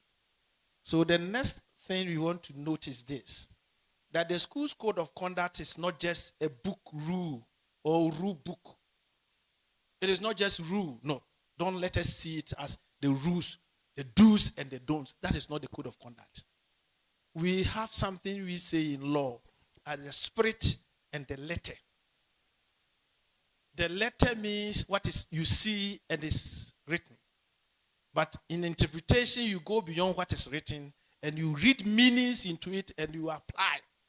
And that is why sometimes sympathy will come, empathy will come, the situation, the condition, the context within which you find yourself will apply. That is why judges have frame and range. Penalty unit is not just one. They will tell you between this and that, the same offense. So I can seal this water and I'll be giving 12 penalty units or so. Others will steal it, 25 maximum. The same water. The environment, the condition, the context will determine how we apply it. So heads should note that it is not dismissal. There are certain offenses that you have to apply the spirit of it, and you should be able to defend why yesterday you sacked somebody on the same or in the same offense, but today you are not sacking. The environment will change. Let me quickly give you a scenario. I was a director of education in Swaman, Sefi area, near Inche. I went to a school and I saw one girl sleeping. In fact, I decided not to mind my business because I came to the head. When I was coming back, the girl was still sleeping. So I drew the attention of the one teaching. Have you observed that this girl has been sleeping? For about 20 minutes I've been here. Then he went to the girl, hey, open, I don't know, what does because the director was here, he decided to shout at the girl. So I invited the girl and asked the girl, why have you been sleeping? Because the report I'm receiving is that every day you sleep in class. But you're not here. JHS 3. To be sleeping. Then the girl narrated a story that when she was coming to Form 1 JHS, the parents are in the rural area, the village, the Kukwasi people. But they needed to attend junior high school at their town. And they didn't have any accommodation. So there was a lady that decided to accept the lady to stay with so that she can attend JHS. The condition was that I needed somebody that can support me to prepare wache, take the wache to the market. Then at 8:30, I'll come. At that time, I'll be ready to sell so the girl can go to school. That was the condition, Form 1. The parents needed space, accommodation, therefore agreed. So when the girl came, the girl decided that, yes, I'll do the work, but it was affecting her academic work and complained to the parents. The parents came to plead with the woman that it is affecting her. So if you can make an adjustment, probably she can finish the cooking, but taking it to the market to wait for you until you come. The lady said, and then you are taking her back because I need somebody that will do that work for me. I'm supporting, I'm helping, but I can't keep this and get another person to come and do the same work. So that you will prepare, another person will take it to the market to wait for me until I come. I can't pay. So if you think that is affecting her, fine. Let her go. Let me get another person that will do that work. Then they agreed, no, she will continue to stay because she has gotten to a certain level. So this is the plight of a girl. The school didn't know. They were accusing her. And I was happy that at that moment we had banned caning. Else this girl would have received canes every day. That is why we are saying that don't hurriedly cane or punish. Just listen to the story. And you get to know that they need help from you even more than you trying to correct them. They don't need correction. They need help. So we are saying that it's not just a book that we are moving on to, but it is the shared compass or framework that shapes behavior and the culture of a school. That is the code of conduct, this one. The culture of the school and the behavior. And then you are considering these areas. We are saying that it's a framework. It defines acceptable behavior.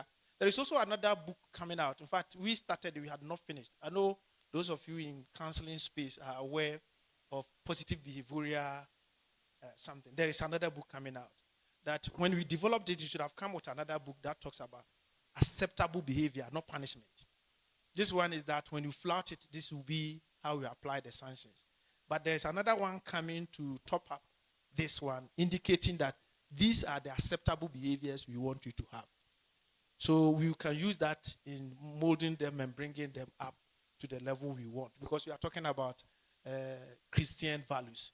And if you are discussing Christian values, we can also let them know what we consider as the values. When you come to Presbyterian, the core values, they are captured in that book. All the core values are captured in that book, and that is going to be so helpful. The code of conduct will also support us as we are nurturing them to promote school environment safety in the school environment. And then once the environment is safe, they can focus on their education. What happened to our lady at Bantama SDA with a gunshot or something? You see, it will affect the lady for about 1 month until she recovers. And that is not a good environment at all. When students are coming to school, they will get scared. But if the environment, the discipline is there and the environment is safe, they can focus on that. And it is also a guide for their interaction. And as I said, the do's and the don'ts. This is the way we want you to behave. This is the way we want you to handle it. Now, the overview of GES Code of Conduct, what it is. Some of you are seeing this for the first time. Probably when we shared, some of the heads have not even made time to go through. And it covers these areas. The first one, it talks about attendance and punctuality. If you don't come to school regularly, what will be the sanction? What do we do? If you don't also come to school on time, what do you do? It also talks about the dress code, how you put on your dress. There is also another manual being developed. I think that has gotten to the final stage. The mission schools and their dress codes. You had that one with the... Is it done? Almost, right. And that is when you are coming to private school, you can't just decide I will wear hijab because I'm a Muslim. We are working on that document, and very soon. So once you decide to come to my school, these are the rules, and this is how. And we are also pleading with you to... the manager, take it, please, take the clap. It's for the directors of education at the units. They initiated that, and they are working on that seriously. How we can also use electronic devices. They are part of this system. And then respect for school property, violence. Yes, was it yesterday or this morning? I heard that 2 schools in Tamale had demonstration also. And it is serious. They are all captured here, what you have to do. Then you're also talking about violence. We are entering into the serious aspect of it. Violence, sexual misconduct, substance abuse. And now they are rampant in our schools. Let's open our eyes. They are so rampant in our school. Substance abuse. They are involved in this. And then we are saying that misconduct leads to range of corrective actions. Let us avoid what we call punishment. Let us see this code of conduct as a correctional point. We want to correct them. Some of them didn't receive what they needed to receive. So I will make time to talk a few minutes about what we call restitution. Filling the gap, bringing them back. Some of them need your help. It's not the act. The act is giving you a symptom. If you go into that, you find out what they lacked, what they didn't receive. So you step in to support. You are preventing others from doing same, yes. So punishment might come, but you do that with love and making sure that it is correctional instead of punishment. So that is what we are saying, that counseling, it will start with counseling, and then we also go to suspension and dismissal with a serious case. I don't want to talk about caning now, because that is also another level. We want you to replace caning or strong counseling and what we call modeling. Modeling means that you are an example for them. So instead of you to cane them, use your lifestyle, the way you behave, to teach them the right values.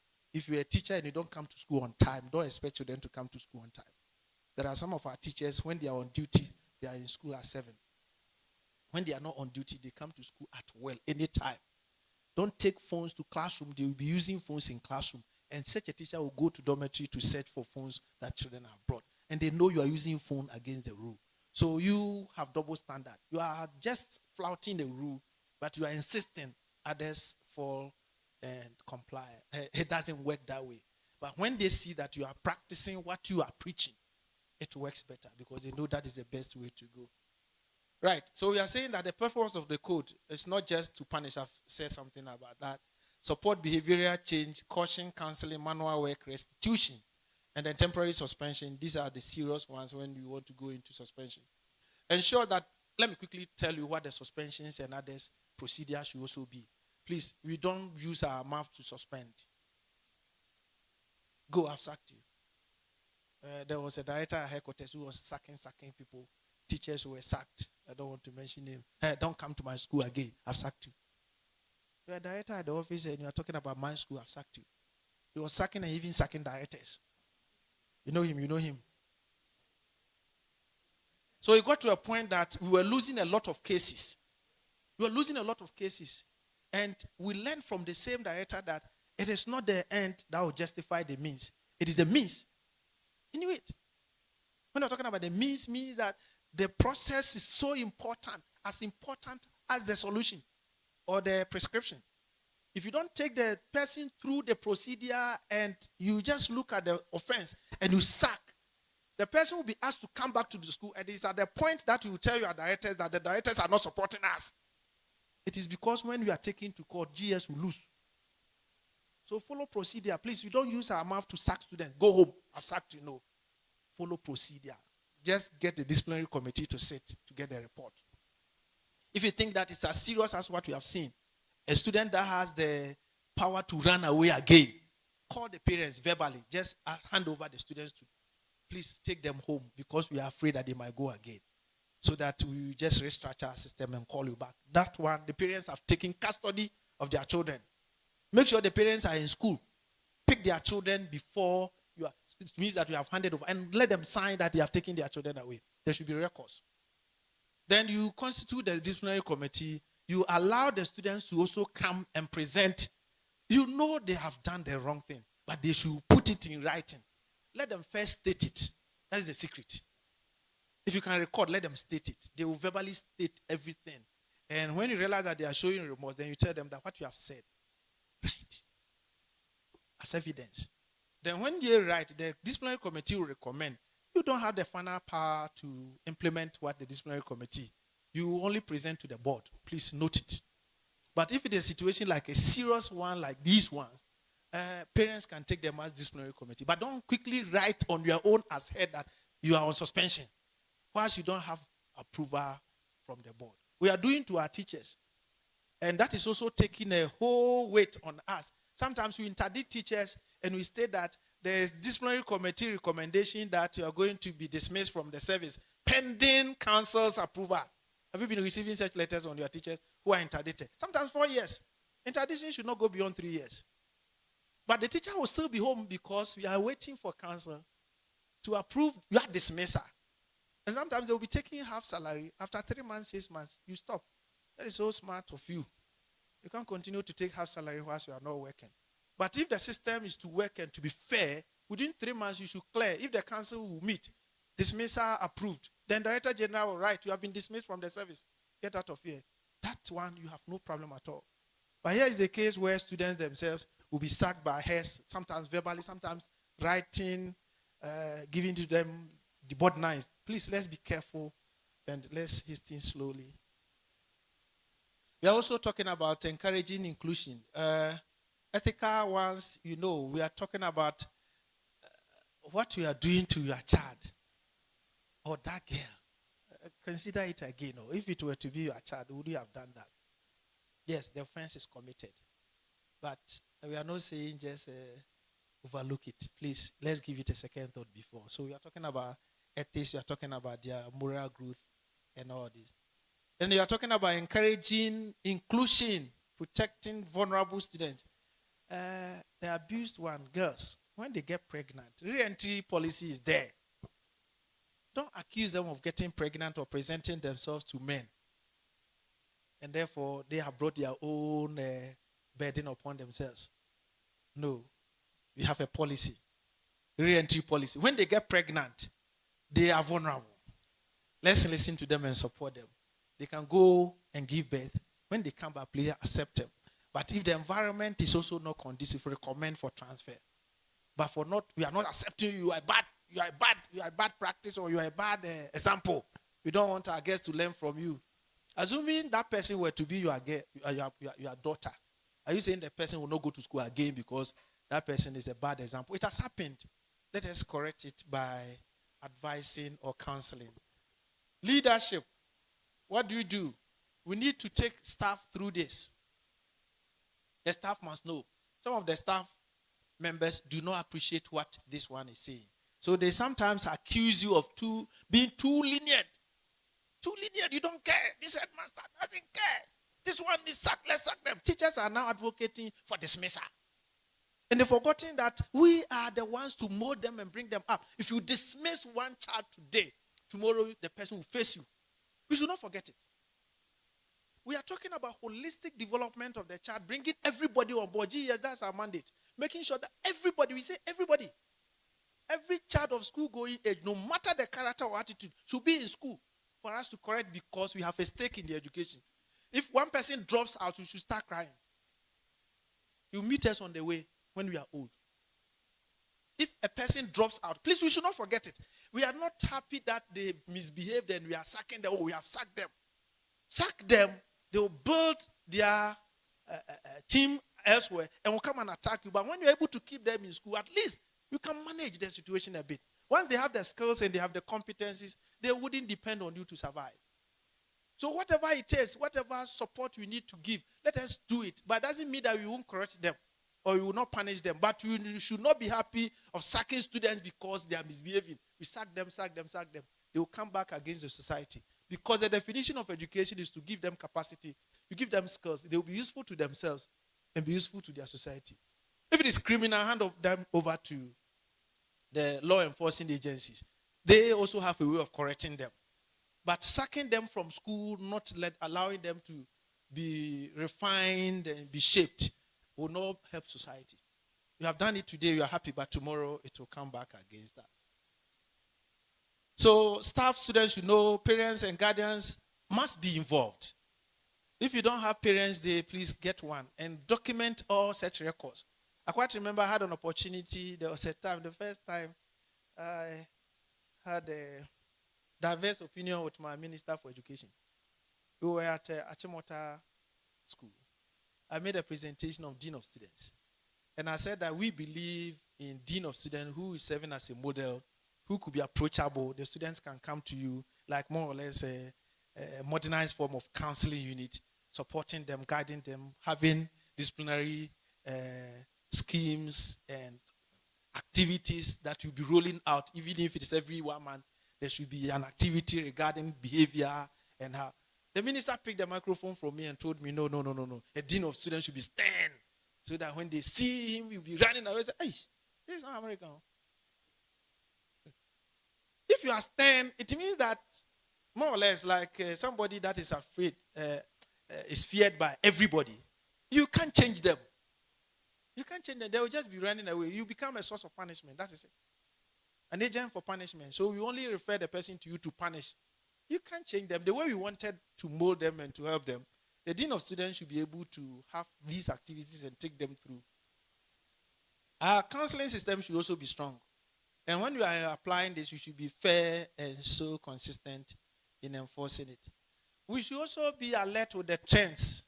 Some of you are now having your houses open to the world. You don't know.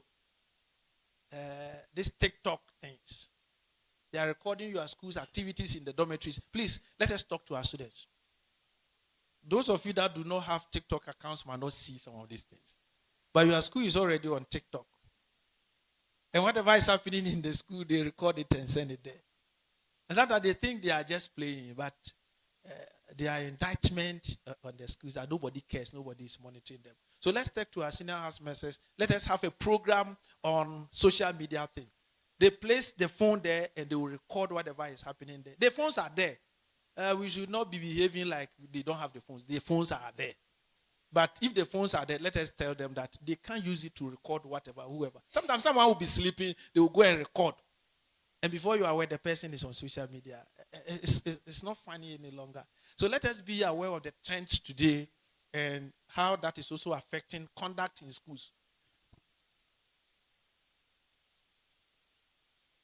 Now, the emphasis is on Proverbs chapter 18, 17. And it is giving us that the one that runs to court first is not what? The innocent person. So we are saying that if you allow me to state my case, you might think that I'm innocent. But when you interrogate and allow another person to come in, so it means that let's give them hearing. That's it. Let's give them hearing. You shouldn't just be acting on the first report that they have done this and that is it. The teachers might have their own issues. They have issues with their students already. So when the teachers come to you and report and you don't listen to students, you punish the students unnecessarily. Meanwhile, the teacher needed or wanted punishment for them. So when you listen to them, you sometimes might be discerning enough to know that this teacher has an issue with this girl or has an issue with this boy. And he's just reporting for punishment because you allow the girl to be punished. So for our mission schools, we are saying that discipline is not just legal, it should be spiritual. Hello? Mission schools, we brought them to you that we are correcting them, but don't see discipline as just punishment or as just for, it is spiritual. So we need to pray for them. We need to pray for them. If I were you, the first course would be prayer. That would be, yes. When they misbehave, the first course will be prayer. And you are saying that you must align enforcement with biblical values. They've misbehaved. You didn't like it. What do you want in place of that?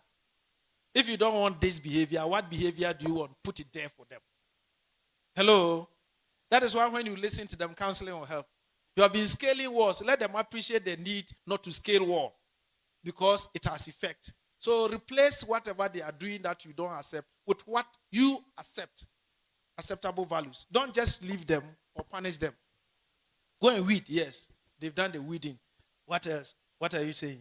Are they not going back to what they did for weeding to come again tomorrow? No. Just replace them with the honesty, responsibility, and forgiveness.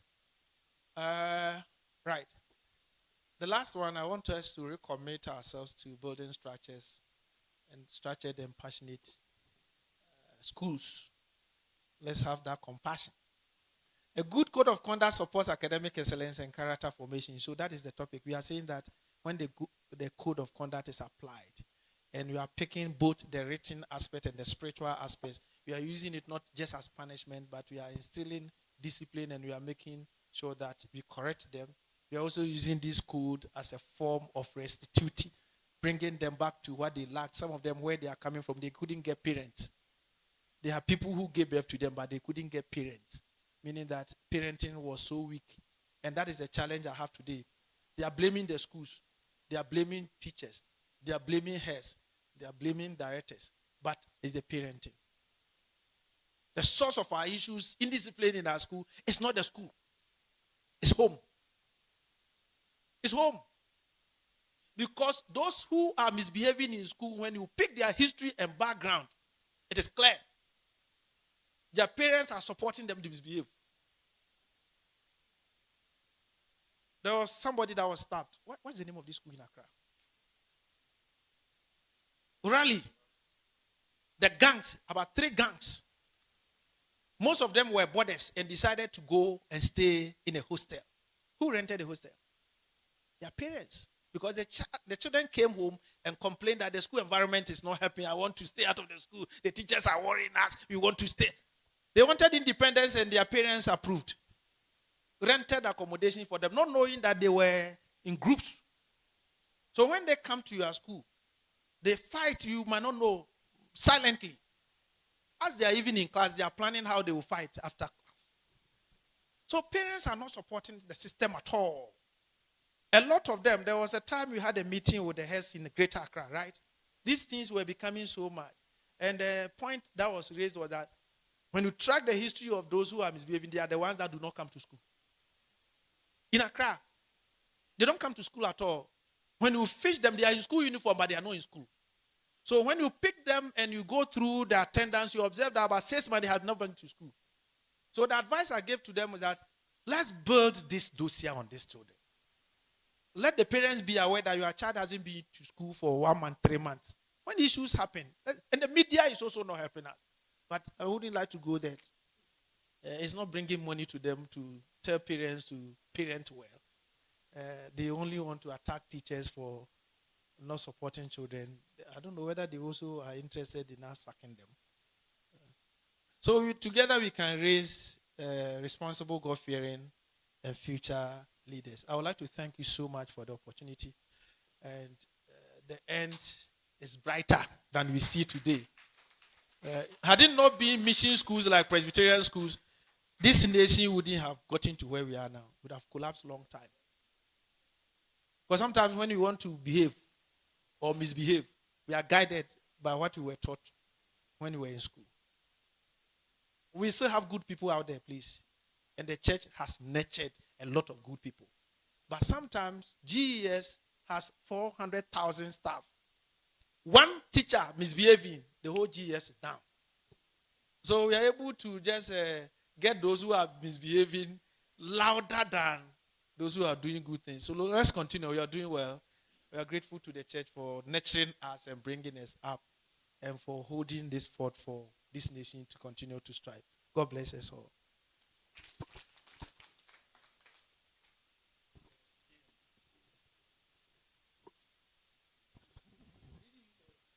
Yes, this is a typical Presbyterian. A typical Presbyterian, he looked at our schedule and our time and has managed to do it within the time that will not affect other items on the program. So, Papa, we are grateful. But you spent 5 minutes here for one lady. Yes.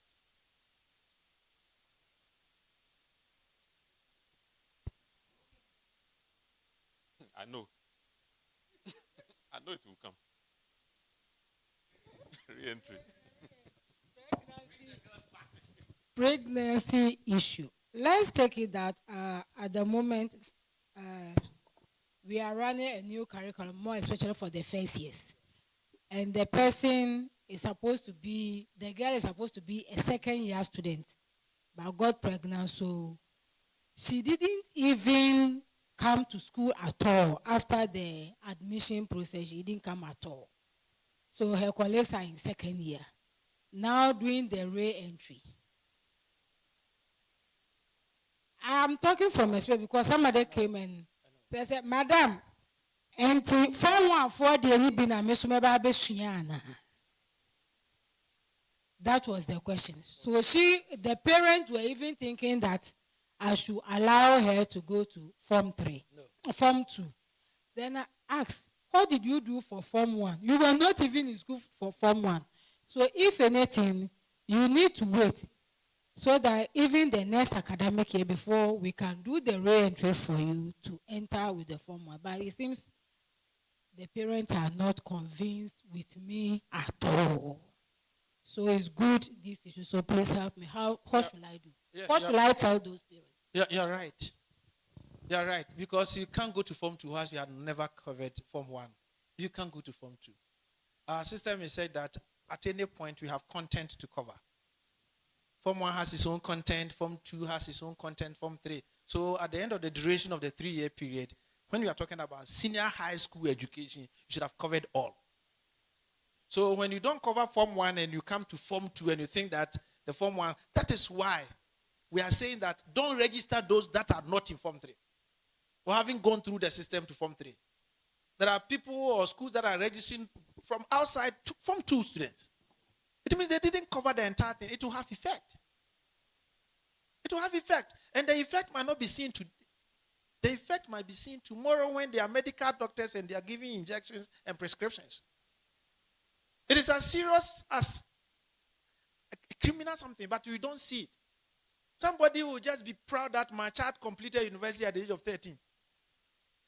And we're happy. He's brilliant. 13. How do you scale somebody from Form 1 straight away to Form 3?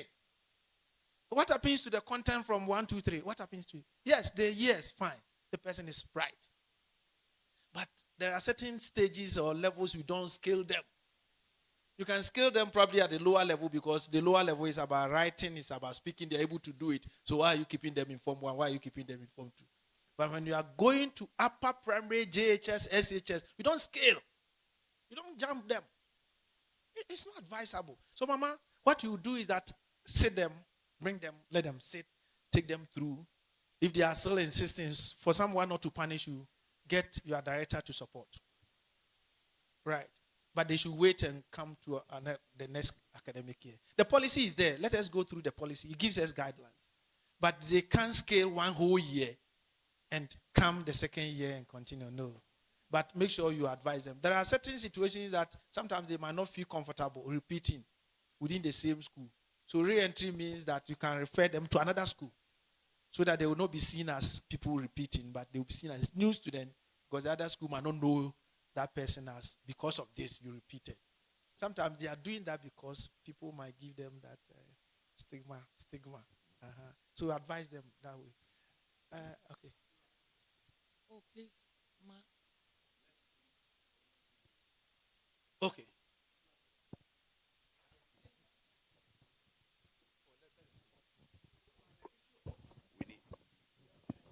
Papa, the issue of pregnant students in school, Papa, it looks as if it's rather encouraging other students to do. Papa, even though there are no statistics, Papa, I know of a school, I don't want to mention the school, but it's rather encouraging other students to learn.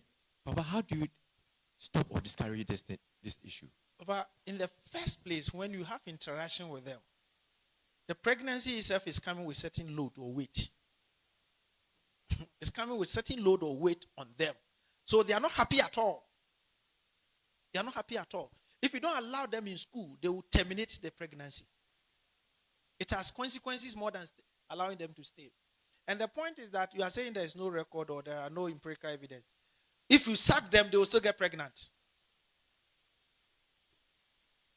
So what we need to do is that just let them stay. Let's encourage them. And because they are not also comfortable, they will even be reference point to their colleagues.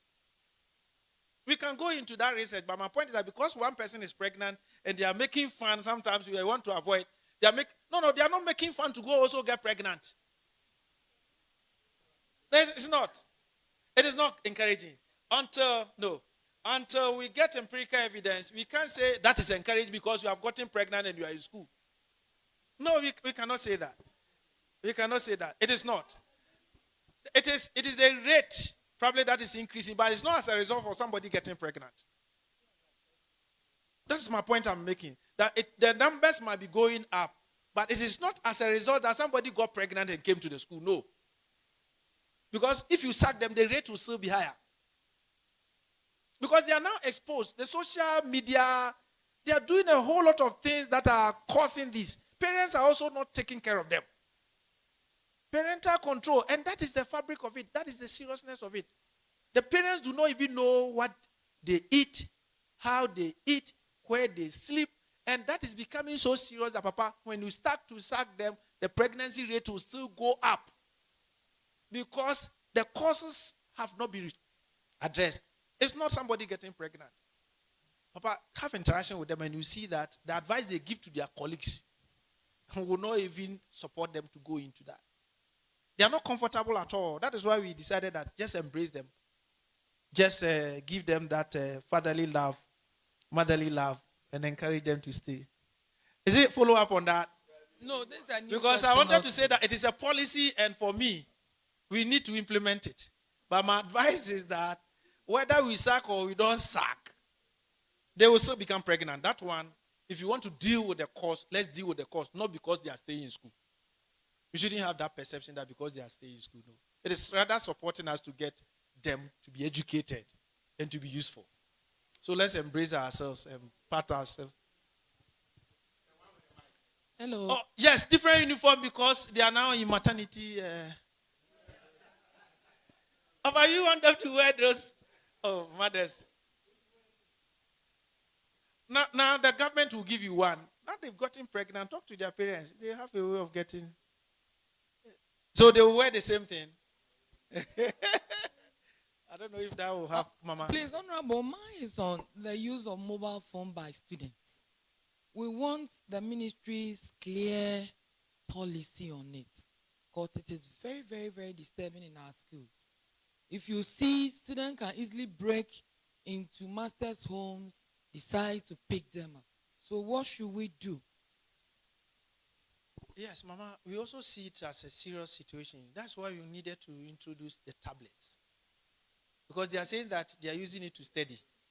So we wanted, the tablet is also coming with its own challenge. That's Papa is saying. No, they are not using it to study. It's his own challenge, but TikTok, it is not allowed. As we speak today, Snapchat. that is not allowed. Because we need to regulate even the type of phone you bring to school and what you can use the phone to access. But the tablet is structured in such a way that they can, do you call it surfing or whatever? The technology people. The tablet.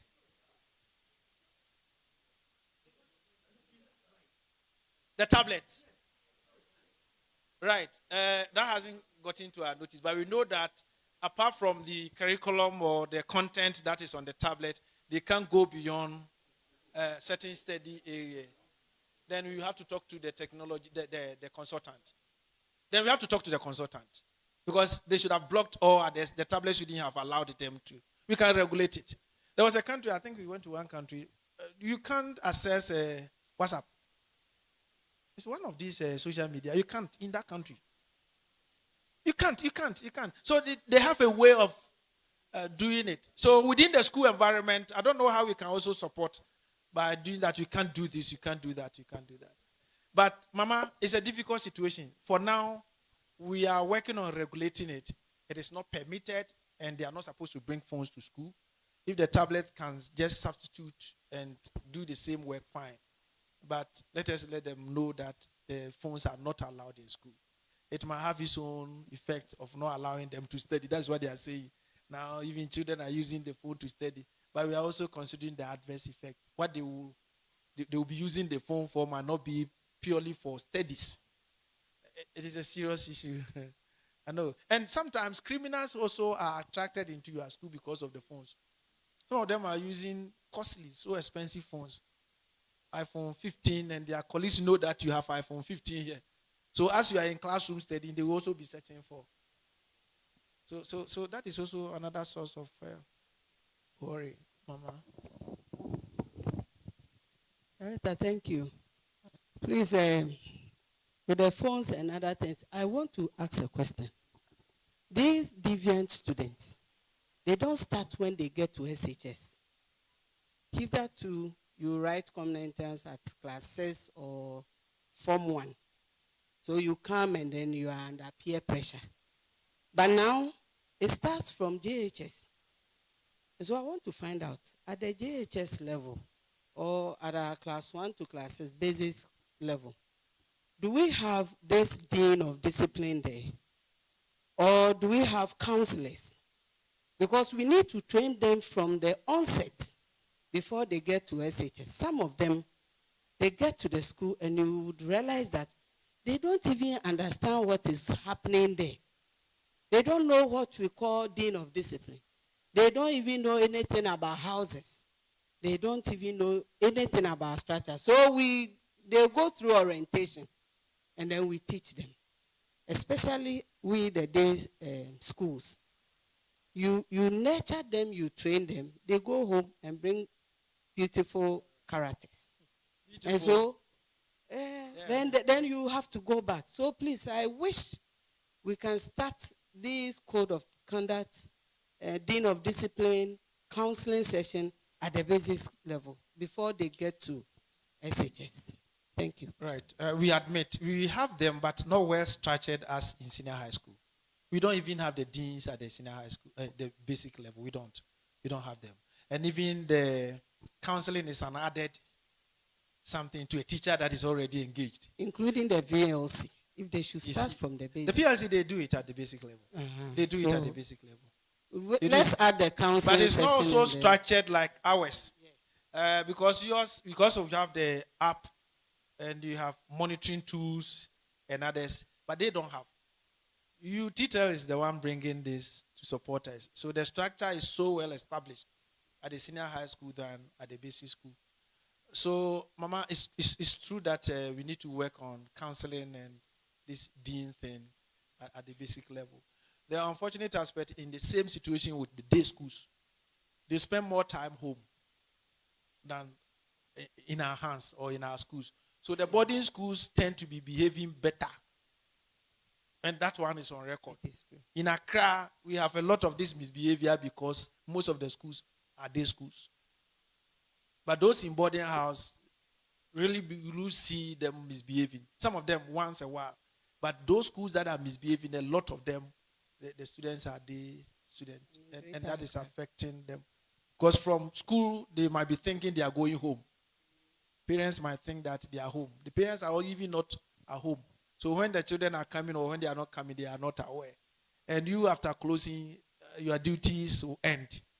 So the rest from 3:30 up to the next day when they come back to your school, it is only God that might know where they are hiding. So it is a holistic thing that the community, the parents, and the school should work together to solve. Chairman, I'm so grateful. There are still hands. Oh, Papa.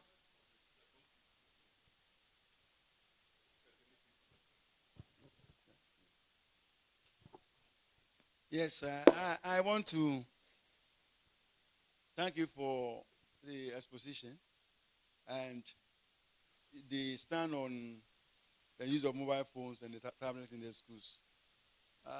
It's a very serious issue that I think the ministry will have to seriously come out with directives because of the threat that AI is bringing.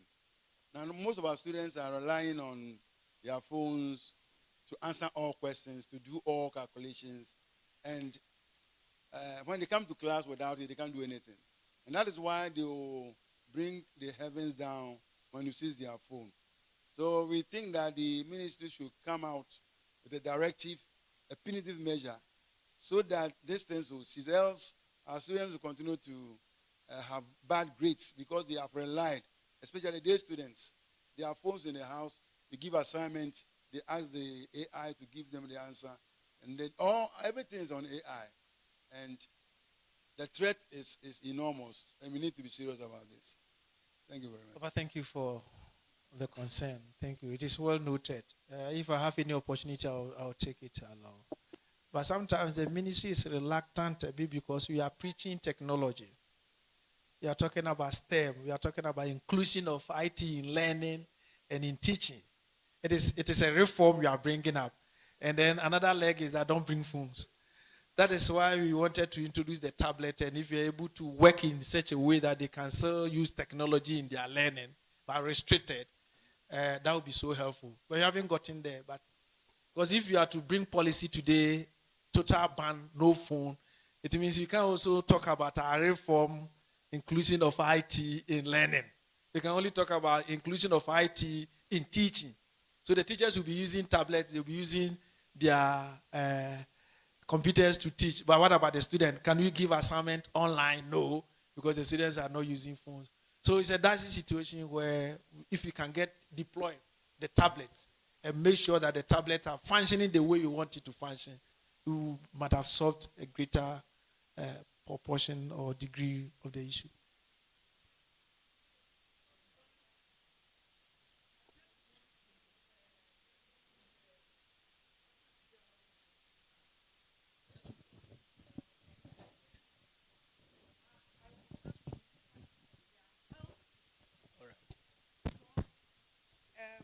This girl will be in the school.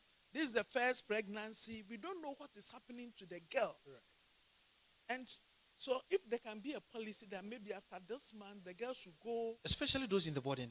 Yes, that is what I'm saying. The food they will even eat, well-balanced diet, as different from the normal one. At times, some of them, you have to boil water for them to wash down. You have to send them for antenatal. All those things are there. And at times they can get to edema and so on. I know a situation where had it not been God, something worse could have happened to the girl. And she has to be rushed to the hospital. She couldn't even get the baby. So that side, let's look at the health issues about the girls. Because if we leave them in the school just so you are pregnant, be in the school. Something bad may happen to them one day. Thank you. All right, Mama. I will talk to the gender desk at the ministry. They are under my directorate. It's a pre-tertiary. So I will discuss this issue to go into that, especially if there are borders and they could be transferred to where they can have parental support. That would be helpful. If you are in a school in Accra and you get pregnant and you can't stay in the boarding house because of these health issues, we can just transfer you to a day school closer to. We still want you to study, but you can study anywhere, and we also need you strong and healthy. Right. Papa, thank you very much. We are still deliberating on these issues, and we need to attend to them. Very important for talking to us about it. And I'm sure that you also listen to us, meaning listen to us as they bring their issues on board to you. And then we find ways of solving these issues once and for all. We are very grateful for giving us this enlightenment. We need to. Like I said, you see, you made mention of how we relate to the people. As a minister, one of my singing group members got pregnant. And I said, you know, the sanctions in the church. The only thing for me to do is just to sanction. And I was so close to this girl. They were my friends. And I just walked to her house and said, you have done this. And everybody knows that you are my friend. I'm just going to bring you into the fore and then apply the sanctions. I was just been talking to her then. So one day I went to her, when she gave birth, I went to her and I said, you know that I know that you made this by mistake. But after you have delivered, make sure you don't make the second mistake. I just said this and went away. When she delivered later on, and I went back to her and said, Papa, this thing that you told me touched me so much that I vowed not to allow the boy to come closer to me until he had performed all the rites. And true to that, the boy came forward to do that, and then they have had their second child. So it's a way of relating. If the punishments are there, the black and whites are there, but the spirit behind them, we need to apply them so that at least we can move on. Thank you very much for being with us today. Thank you. Alan, there's somebody online that wanted to know consistently when somebody is pregnant and falls sick. So the person online, health issues are health issues. And that is not within our domain as educators. So once there is that report that the person is not well, engage the parents and let them take them home. That's why I was recommending that if there is a school closer for parent support, because you cannot deal with health issues. Every night, this pregnant woman, no. It's risky for you to keep the person. So because GES and then the heads and our teachers are not experts in dealing with some of these things, even at the school level with these infirmaries and then they might not be able to support these pregnant people because the nurses there might not be specialists in pregnancy or whatever it is. So the parents, we can make an arrangement with them. Because of the health condition, we need a girl, and I don't think that parents will insist that the person is not strong. They will be aware that the person is not all that healthy and needs to be home. So let's manage it so well that we engage the parents and then let them know of the health condition, especially with advice from the health officers or professionals. Then the parents can take the girl. But don't just hurriedly sack, go home. Let's make alternative arrangement for her to receive or continue to receive education. Papa, thank you. Thank you, Papa. Thank you very much. Thank you for being here with us. And we have come to the end of this presentation. Moving on to the next phase. Jim, we have done. Thank you. Thank you. Thank you, Papa. We are grateful. Please, if you have just joined us, we have the washroom just at the back here. You have to go out.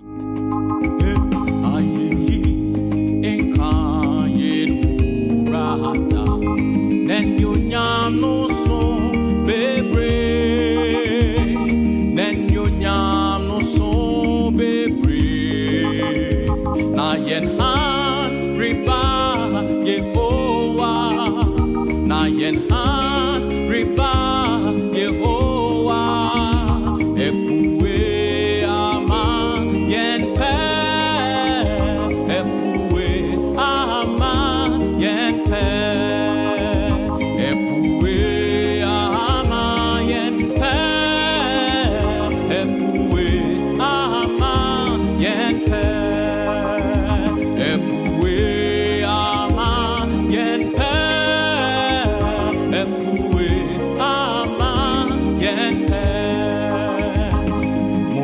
Say worry, she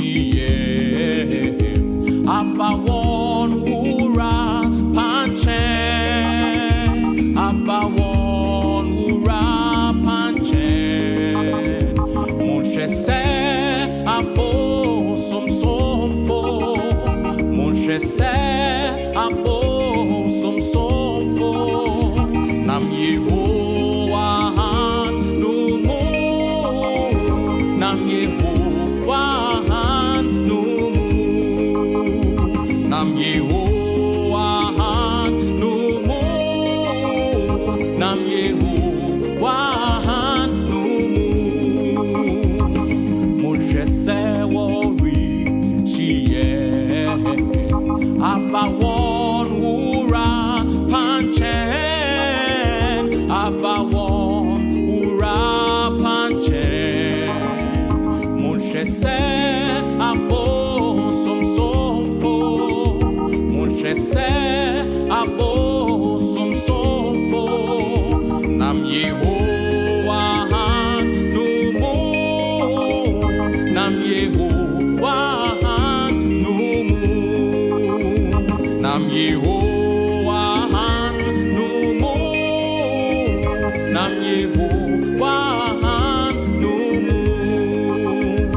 Nam Yehovah no mo, Nam Yehovah no mo. Yesu din kesi na wo yini to me aye, wo yini to me aye. Ahoho richi chisiyon, ahoho richi chisiyon.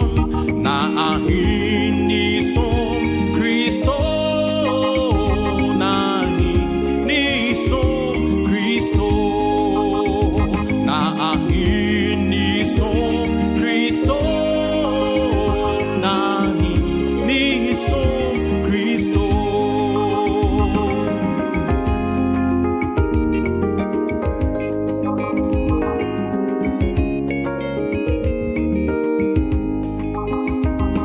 Yesu din kesi na wo yini to me aye, wo yini to me aye. Ahoho richi chisiyon, ahoho richi chisiyon. Na ahini som Kristo, na ahini som Kristo, na ahini som Kristo, na ahini som Kristo, na ahini som Kristo, na ahini som Kristo. Renya kopon ona ye iwaye da ejatu fo ona ye da wanse keribim se rafi Owudin kan fo soro ni ria se diuni mauso soro asa fofo jiwe nyonya chire yada samba enso nimye oa sebre soro asa fofo jiwe nyonya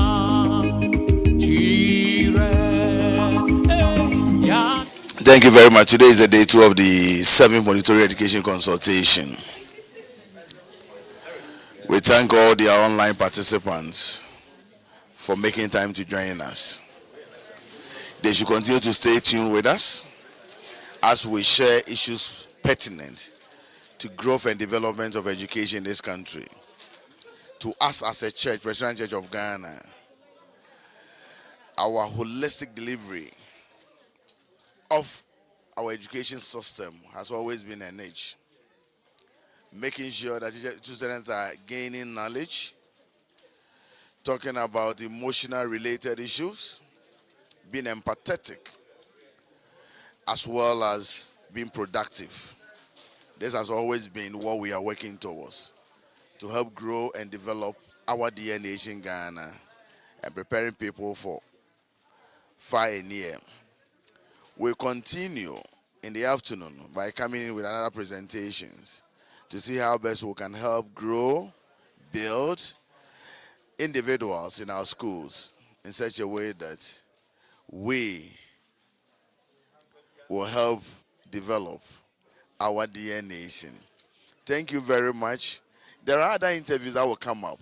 So all our online participants should continue to stay tuned as we give them, share with them what we're doing at Nkwetia Freedom Hills Hotel. Thank you very much.